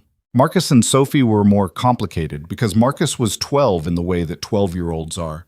Not quite the child he'd been, and not the teenager he was becoming, standing in the doorway between the 2 versions of himself with the specific impatience of someone being asked to wait for something he can already see. Sophie was 9 and still fully herself in the unselfconscious way of 9, and Marcus sometimes found this exhausting and sometimes found it clarifying. And he was not always graceful about the difference. There was a fight in February, the first real one, not the kids bickering kind, but the kind that required adult involvement, the kind that left something in the air of the house for 3 days afterward. Marcus had said something to Sophie about her math homework that had been unkind in the specific way of someone who is smart and sometimes uses it as a weapon, and Sophie had cried, which Marcus hadn't expected and which had made him defensive rather than apologetic, and Damien had walked into the middle of it and gotten it wrong initially. His instinct to protect Sophie had shown first, and Marcus had seen that, and the dynamic of your daughter versus my son had appeared briefly and horribly between them. He'd handled it badly for about 4 minutes. He'd caught himself. He'd started over. "Marcus," he'd said, going to find the boy in his room. "I want to start over." Marcus was at his desk, not reading, just sitting. He looked up with the expression he used when he was holding something tight. "I came in and my first move was to make sure Sophie was okay," Damien said. "That was wrong. She's fine. What you said was unkind, but she's not hurt, and you needed me to come find you first. I got it backward." Marcus was quiet. "What you said to her wasn't okay," Damien continued, "and I think you know that already. But the reason you said it matters too. What's going on?" The reason, it turned out, was a presentation at school that Marcus had bombed. His first real academic failure. A presentation on early space exploration that he'd underprepared because he'd assumed his knowledge of the subject would carry him, and it hadn't, and the teacher had said so in front of the class, and Marcus had been carrying it for 2 days without telling anyone, because telling anyone would mean admitting he'd gotten something wrong. He'd come home and found Sophie confidently incorrect about long division, and something in him had snapped. They'd sat in Marcus's room for 40 minutes. Damien had told him about the Kensington property, the one he'd bought at 23, and the inspection report he'd read wrong. And the afternoon he'd stood in a building he'd just purchased and realized the structural issue that the report had missed, and that he'd missed in the report, and what it had cost him to fix, and what it had cost him to admit he'd been wrong. "Did you tell anyone?" Marcus asked. "My lawyer," Damien said, "because I had to. And my mother." "What did she say?" "She said everybody reads something wrong eventually," Damien said. "The question is whether you let it make you more careful or more afraid." Marcus turned that over. "Those are different?" "More careful means you go back and check things you're sure about. More afraid means you stop trusting your own judgment." A pause. "One of those is useful, and one will cost you more over time than the original mistake." Marcus was quiet for a long moment. "I have to apologize to Sophie," he said, like it was a decision he'd arrived at himself rather than been directed toward. "Yeah," Damien said. "You do." He did. It was brief and slightly stiff in the way Marcus's apologies were, but it was genuine, and Sophie received it with the directness she'd inherited from her father. "Okay, thanks." And the matter was closed in the Sophie sense, which was completely and without residue. The air in the house cleared within a day, but what Damien carried from it, privately, was the reminder that what he was doing here was not managing a blended household with a set of best practices and a good attitude. It was harder than that. It was the ongoing work of being present for people who needed different things at different moments, and getting it wrong sometimes, and starting over, and getting it less wrong the next time. It was not elegant. It was not resolved. It was just continuous, an act of daily recommitment to the thing he'd promised in the old city venue in November. Claire knew he'd gone to find Marcus. She'd heard them talking through the door, not the words, just the low, steady rhythm of Damien's voice and the shorter responses from Marcus, the particular cadence of a conversation being handled rather than avoided. She'd stood in the hallway for a moment, listening to it, and felt something settle. She thought about Kevin, who had never once gone to find Marcus, who had treated her children as furniture, not unkindly in the early years, but not fully present either, who had looked at Marcus's books and his questions and his particular focused intensity and called it a lot in the way people describe children they don't know how to reach, who had looked at a toddler Emma and seen obligation rather than person. She thought about the difference between someone who shows up and someone who shows up for you. The distinction was enormous. She hadn't understood how enormous until she'd seen both. The RN program took her 2 years. She graduated on a Thursday afternoon in May, when Marcus was 14 and Emma was 7 and Sophie was 11, in a ceremony at a conference center in Center City that was small and professional and entirely hers. Damien was there with all 3 kids, seated in the 3rd row. Emma still in her school clothes because there hadn't been time to go home and change. Sophie in the dress she'd chosen herself. Marcus in his good jacket because he'd known in advance and had prepared without being asked. When they called her name, she walked across the stage and received her degree, and she heard, in the middle of the polite, collective applause of a room full of people receiving credentials, Emma's voice, carrying from the third row with the specific volume Emma applied to things she was enthusiastic about. "That's my mom." The woman next to Damien in the third row turned and smiled at Emma. "She's a nurse," Emma explained to the stranger. "And also, she's my mom." Claire heard it from the stage. She pressed her lips together hard, walked back to her seat, and did not fully hold it together, which she'd told herself she would. Afterward, in the lobby, Damien handed her the flowers Sophie had picked. Not roses, because Sophie had learned her mother's preferences, and her mother didn't love roses, so she'd gotten ranunculus in the orange and red range that Claire actually liked, and said R.N. Monroe. "Hayes," she said. R.N. Hayes. He smiled in the way he did when something landed squarely. R.N. Hayes, he said. Marcus stood slightly apart from the group, which was his habit in large rooms, and when Claire reached him, he didn't say anything, just held out his hand for a formal handshake that he'd clearly been planning because it was such a Marcus thing, the mock solemnity of it, the deliberate echo of an adult interaction. And she'd shaken his hand with matching gravity and then pulled him into a hug that he'd allowed for a full 6 seconds, which was long for Marcus. 3 years, he said, against her shoulder. "You did it in 3 years while working." "With help," she said. He didn't argue with that. He'd been part of the help. Homework, the nights he'd managed Emma's dinner when Claire had classes, the times he'd set his alarm for 6 a.m. to make sure Emma got up and dressed on the mornings Claire was working the overnight. He'd been part of the help in ways she'd tried to acknowledge without making him feel burdened by it, the specific balance of a child who has grown up fast and needs to be seen for it without being asked to carry it. She saw him. She always had. Kevin came back in the spring of the following year. Marcus was 15 by then. He didn't call ahead, which was either poor planning or a deliberate strategy to avoid being told not to come. And Claire had long since stopped trying to interpret his choices in terms that gave him too much credit or too little. He just appeared on a Tuesday afternoon at the house in Rittenhouse Square, a man standing on the front stoop of an address he'd found somehow, looking like someone who had been building up to something and was not fully sure it had been a good idea. Claire answered the door. She'd opened it expecting the FedEx delivery that Patricia had told her was coming, and instead she found Kevin Monroe, 5 years older than the last time she'd seen him, which was Easter 2 years before the wedding, the afternoon Marcus had said we were eating lunch and gone back to the table. He looked like himself but softer around the edges, the specific softness that came from something that wasn't health. He had a haircut that was too deliberate, the kind men get when they're trying to look like they're doing well. He had his hands in his pockets. She stood in the doorway and looked at him. "Claire," he said. "Kevin." Her voice was even. She'd had a long time to practice this. "What are you doing here?" "I was in the city," he said. "I wanted to—" He stopped, looked past her into the house, briefly. "I heard you got married." 2 years ago. "Yeah." He nodded at nothing. "And the kids? They're good?" "Yes," she said. "They're good." She did not move back from the doorway to let him in. Not from cruelty. She was past the anger, mostly, the way you get past things that stop being worth the energy they require. But because letting him in was not something she owed him, and she'd spent enough years confusing obligation with generosity. "Can I—" He stopped again. "I'd like to see them. If that's—" "They're at school," she said, "and I think you'd need to give more notice than this, Kevin. They have their lives.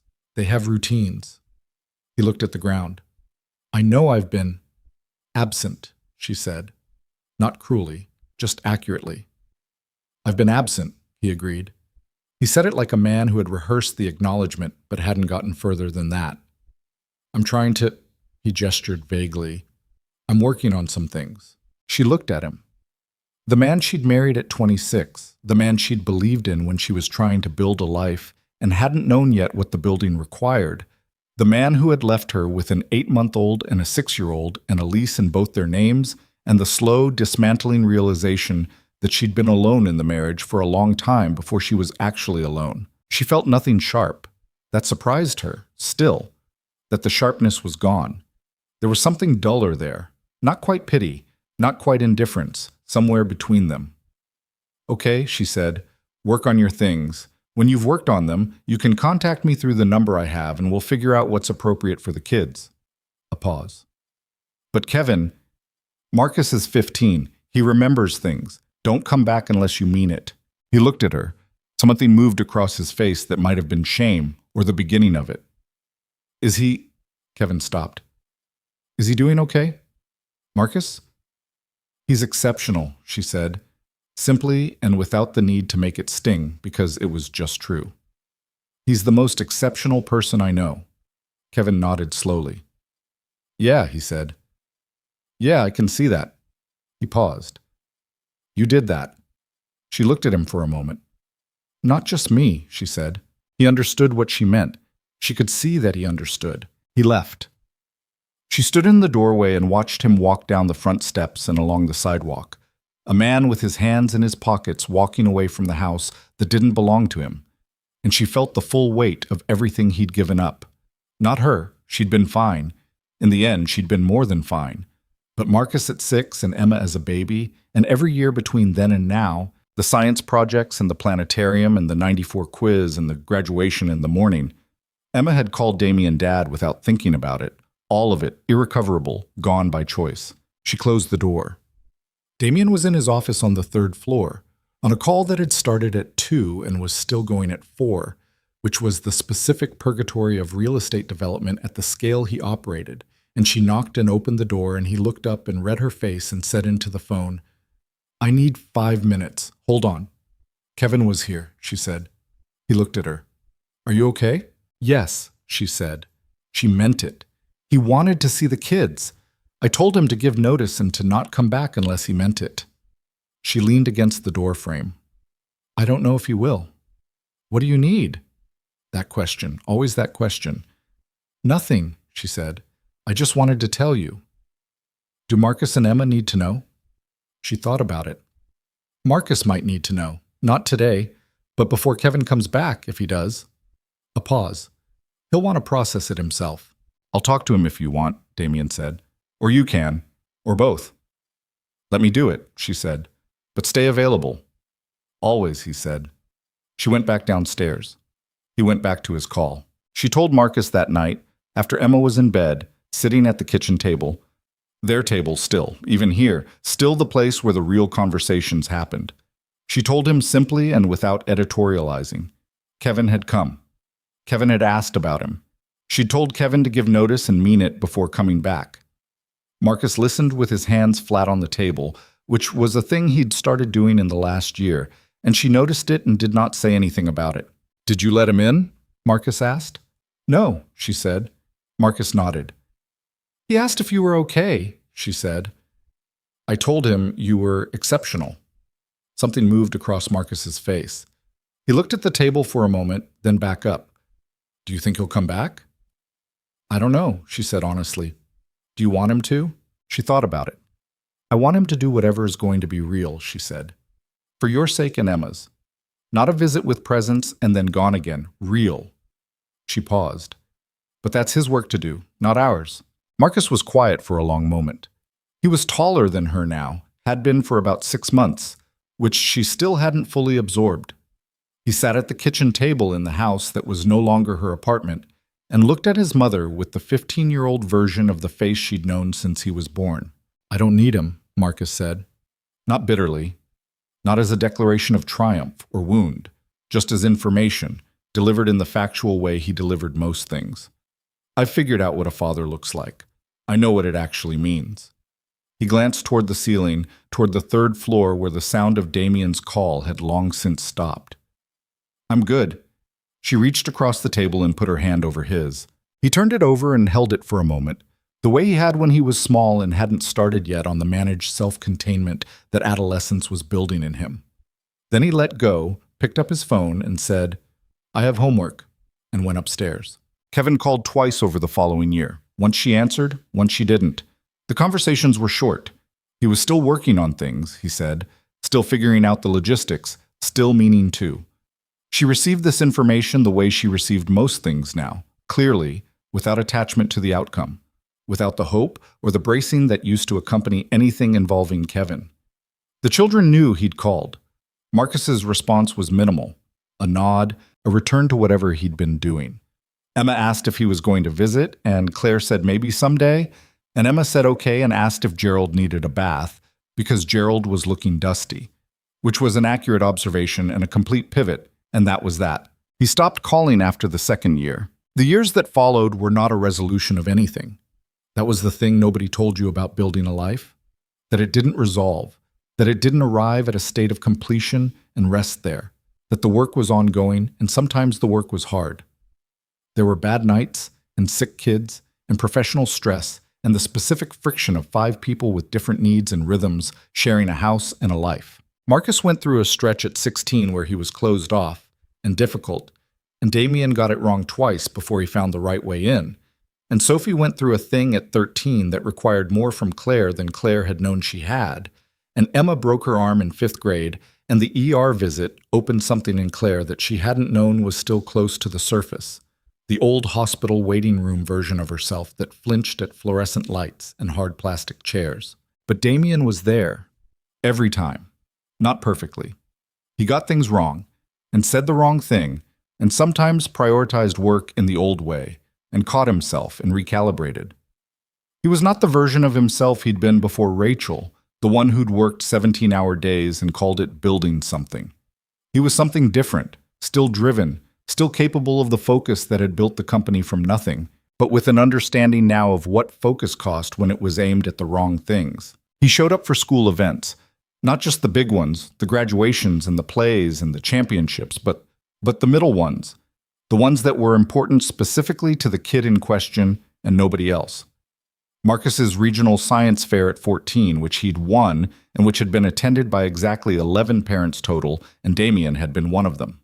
Emma's 2nd grade dinosaur report, which she delivered to her class with an authority that her teacher had described as commanding, and which Damien had sat through wearing a paper dinosaur hat that Emma had made him put on at the door and which he had worn without comment. Sophie's volleyball games in high school, all of them, when he could, and when he couldn't, he had someone record it, and he watched that night without being asked. He was, in the language of parenting that nobody uses out loud but everyone understands, present. Not the performative present of someone doing their duty, but the genuine article, the kind that means you know which child is afraid of what, which one processes things alone first, and which one needs the conversation immediately, which one needs to be held, and which one needs to be left alone, and which one needs to be asked the direct question because they will not volunteer the answer. He learned all of it.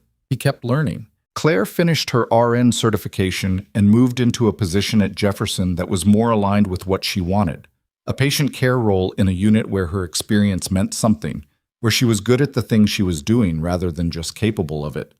She was, by the time Marcus was in college and Emma was in middle school, someone who moved through her professional life with a confidence that bore no resemblance to the woman who had sat in a hospital waiting room 7 years earlier, apologizing to strangers for a spilled cup of juice. That woman hadn't disappeared. Claire carried her the way you carry the person you used to be.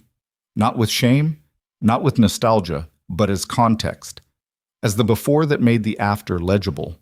She thought about her sometimes, the 30-year-old in the blue scrubs beneath the fluorescent light, holding a sleeping child and bracing for the next thing, and she felt something toward her that was close to tenderness. She'd been managing so much. She'd been holding so much together with such insufficient materials. She'd been, without knowing it, in the waiting room where her life was about to change. Marcus was 17 when he told Damien he wanted to study astrophysics. He said it at the kitchen table on a Sunday morning, with the same directness he'd used for everything since he was 9. No preamble, no softening, just, I've been thinking about what I want to study. I want to do astrophysics. Damien put down his coffee. MIT or Caltech? Marcus looked at him. I haven't gotten in yet. Which one are you applying to? Both, Marcus said, and Princeton. Then MIT or Caltech, Damien said. Marcus almost smiled. You don't have a preference? I have a preference for wherever they're going to give you the most room, Damien said. What do you need from me for the applications? That question again, the same question in this context, in this version. Still the question that treated the person in front of him as the one who knew what they needed. Honestly? Marcus said. "I want you to read my essays." "Done." And Marcus paused. He had his hands flat on the table. He was looking at his coffee mug, then at Damien. "I've been thinking about what to put for the section about people who influenced me. The people who shaped how I think." Damien held his gaze. "I'm going to put you," Marcus said. If that's okay." The kitchen was very quiet for a moment. "That's more than okay," Damien said. His voice came out slightly wrong, which he didn't try to fix. Marcus nodded, picking up his coffee. "I'll send you the drafts this week," he said, and moved on because that was Marcus. He said the real thing and then moved on because the saying was enough and he didn't need to stand in it. Emma started calling Damien Dad, the way she called him anything, without occasion, without announcement, simply because it had become the word that fit. She was 7 the first time, the night with the ear infection that Marcus had told Damien about in September, the night Marcus had stood in the dark and asked if Damien was going to disappear. She'd said it in the half-conscious way of a feverish child being carried to bed, not fully aware of what she was saying, and Damien had said, "Okay, you're okay.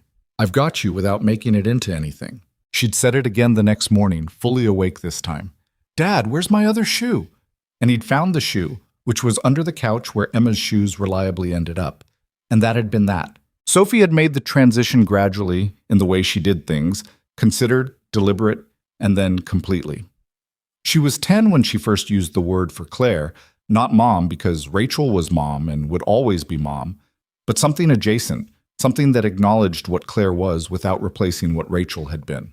She called her Claire for years, and then one evening when she was 12 and had come home from school raw and upset about something that had happened with a friend group, she'd walked into the kitchen where Claire was making dinner and said, without precedent, "Can I talk to you? Like, as a person who knows me." "Always," Claire had said. She'd turned off the burner. They'd sat at the table for an hour. Claire had not tried to fix it, had not offered the perspective that made it easier to hold, had not done the thing that well-meaning adults do when they redirect a child's pain toward its silver lining. She'd just listened and asked questions when the questions were useful and sat with Sophie in the messy, unresolved reality of it. After that, Sophie called her Claire, and also sometimes, not always, not as a replacement, but sometimes, something that sounded like it wanted to be something more. And Claire received it each time with the same quiet care, neither making too much of it nor not enough. Rachel was present in the house. This was something Damien had worked at deliberately and Claire had supported without reservation, because she understood, as a woman who had watched her own children carry an absent father, who knew the specific damage of a parent-shaped hole, that what Sophie needed was not for Rachel to be replaced, but for Rachel to remain real. There was a photograph in the living room, a good one taken when Sophie was 18 months old, Rachel looking at the camera with the impatient, clear-eyed directness Marcus had identified in her father's description. Sophie talked about her mother with the matter-of-fact ease of someone who had been given permission to do so, who had never been made to feel that talking about her was a problem, that the grief needed to be managed for other people's comfort. Claire had never once made it a problem. That, more than anything, was the thing Damien could not have anticipated when he'd first met her. The generosity of her. Not the performed generosity of someone being good on purpose, but the deep structural generosity of a woman who had been through enough to understand that love was not a finite resource, and that making room for Rachel did not diminish anything between them. He loved her for many things. That was at the top. 20 years after the first dinner, they went back. It wasn't planned as a commemorative event. He'd made the reservation at the restaurant on Spruce Street, the one with the good food and the low lighting and the tables spaced far enough apart. And Claire had asked why there specifically, and he'd reminded her, and she'd looked at him with the expression she used when something caught her sideways. "You remember the restaurant," she said. "I remember the whole night," he said. "You sat down and immediately told me I should walk away. I was giving you an accurate picture of the situation." "You were," he said. "I was not interested in walking away." The restaurant had changed slightly. Different ownership, different menu, the same bones. They sat at a table near the window, which was where they'd been the first time, though neither of them could have said with certainty that this was the same table.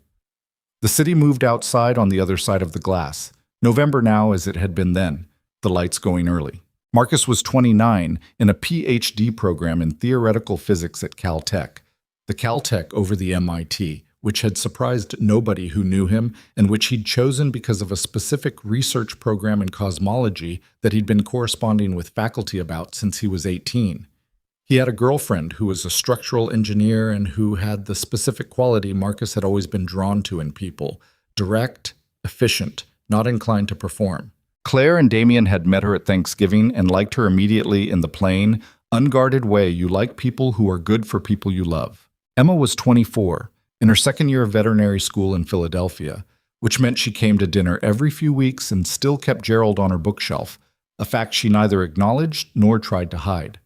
She had not, as far as anyone could tell, outgrown dinosaurs, which remained one of Damien's favorite things about her. Sophie was 28, in her second year as a landscape architect for a firm that did urban green space design, which was, when Damien thought about it, exactly right. Sophie, who had picked flowers for the wedding with the authority of a small general. Sophie, who had always thought about how spaces should be used, what they should make people feel, how the built environment could be something other than just present. She called Claire every Sunday, a habit she'd started in college and kept without interruption. She called Damien on Tuesdays, which was the day he'd always been more available, and she said she liked Tuesdays better anyway, which was something she'd decided at 13 and maintained. Damien looked across the candlelit table at his wife. She was 50 years old and she looked it, which was what 50 looked like when you'd lived something real. Not old, not diminished, but marked in the ways that a life marks you. The laugh lines were his favorite thing about her face because they were recent, most of them, earned in the last 10 years. And he knew what each year had contributed. He knew the year of Marcus's college acceptance, and the year Sophie had called Claire something that wanted to be more. And the year Emma had graduated from her undergraduate program and stood on the stage and looked out at all 5 of them in the audience and grinned with the whole of her face.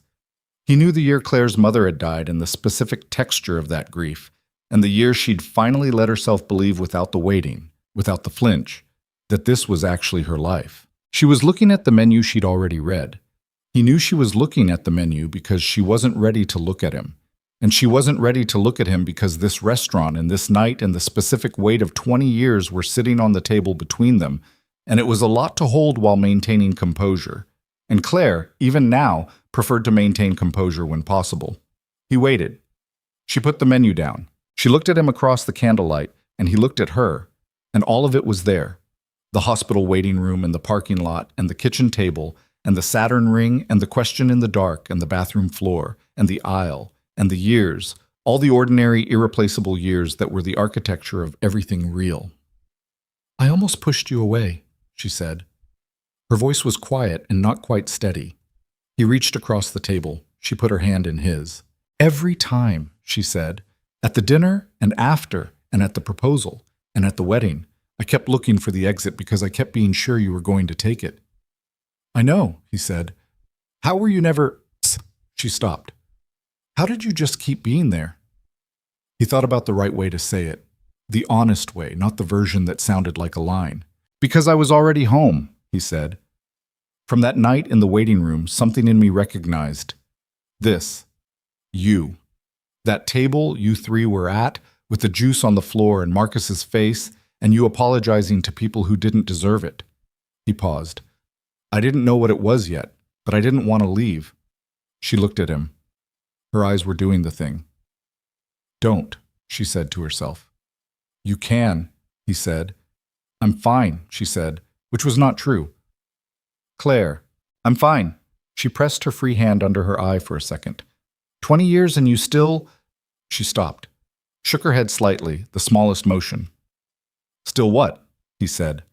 She looked at him with the full, unguarded version of her face, the one that had taken years to show him and now lived closer to the surface, the one that contained all the things she'd been afraid to be seen having. "Still the same," she said. "You're still exactly the same person who got on the floor of a hospital waiting room to clean up orange juice. You never—" She paused. "A lot of people are one person to get you and another person after. You're the same." He turned her hand over in his. "So are you," he said. She looked at the candle, then back at him. "I stopped apologizing," she said. "That changed." "That changed," he agreed. "Everything else is the same."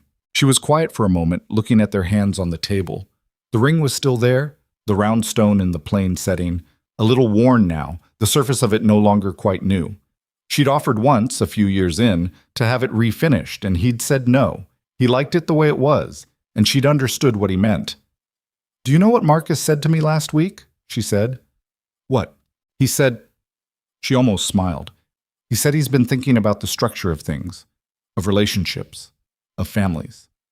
And he said the thing he keeps coming back to is that the strongest structures aren't the ones that had no pressure on them. They're the ones that were built to handle it. Damien looked at her. "He said he thinks about us when he thinks about structural integrity," she said. He said that like it was the highest compliment he knew how to give. "It is," Damien said. "From Marcus. It is." She laughed. That real one. The one she'd let out in the parking lot 14 years ago when he'd asked about Sophie's hand, and Sophie had told him about the narrative she'd constructed around the scar, and which had come out startled and genuine and had landed somewhere in his chest and never fully left. Outside, the city went on. The lights on Spruce Street, the people in their coats moving through the November dark, the whole busy, beautiful, indifferent world. Inside, two people sat at a table that might or might not have been the same table as 20 years before, and held hands across the candlelight, and were quiet in the way that people are quiet when they don't need to fill the space. There were no perfect endings here. Kevin was still out there somewhere, still the absence at the edge of Marcus and Emma's story, a fact that would always be true, and that had long since lost its power to define anything. Rachel was still a photograph in the living room, and a quality in Sophie's jaw, and an impatience in her daughter's eyes, present in the way that people are present when the people who love them do the work of keeping them real. There were still hard nights and wrong words, and things that got carried too long before they were put down. But Damien Hayes had stopped fearing quiet rooms. He'd stopped measuring his life in the distance between himself and the thing he'd lost. He'd started measuring it the way it deserved to be measured, in the people around the table, in the conversations at midnight, in the questions asked and the questions answered, and the small, ordinary moments that accumulated into a life that was, against the odds of all the ways it could have not been this, genuinely good. And Claire Monroe, Claire Hayes, had stopped apologizing for existing, had stopped waiting for the exit to appear, had stopped preparing for the love to reveal its cost. She'd been afraid for a long time that wanting something real was the thing that made you a target.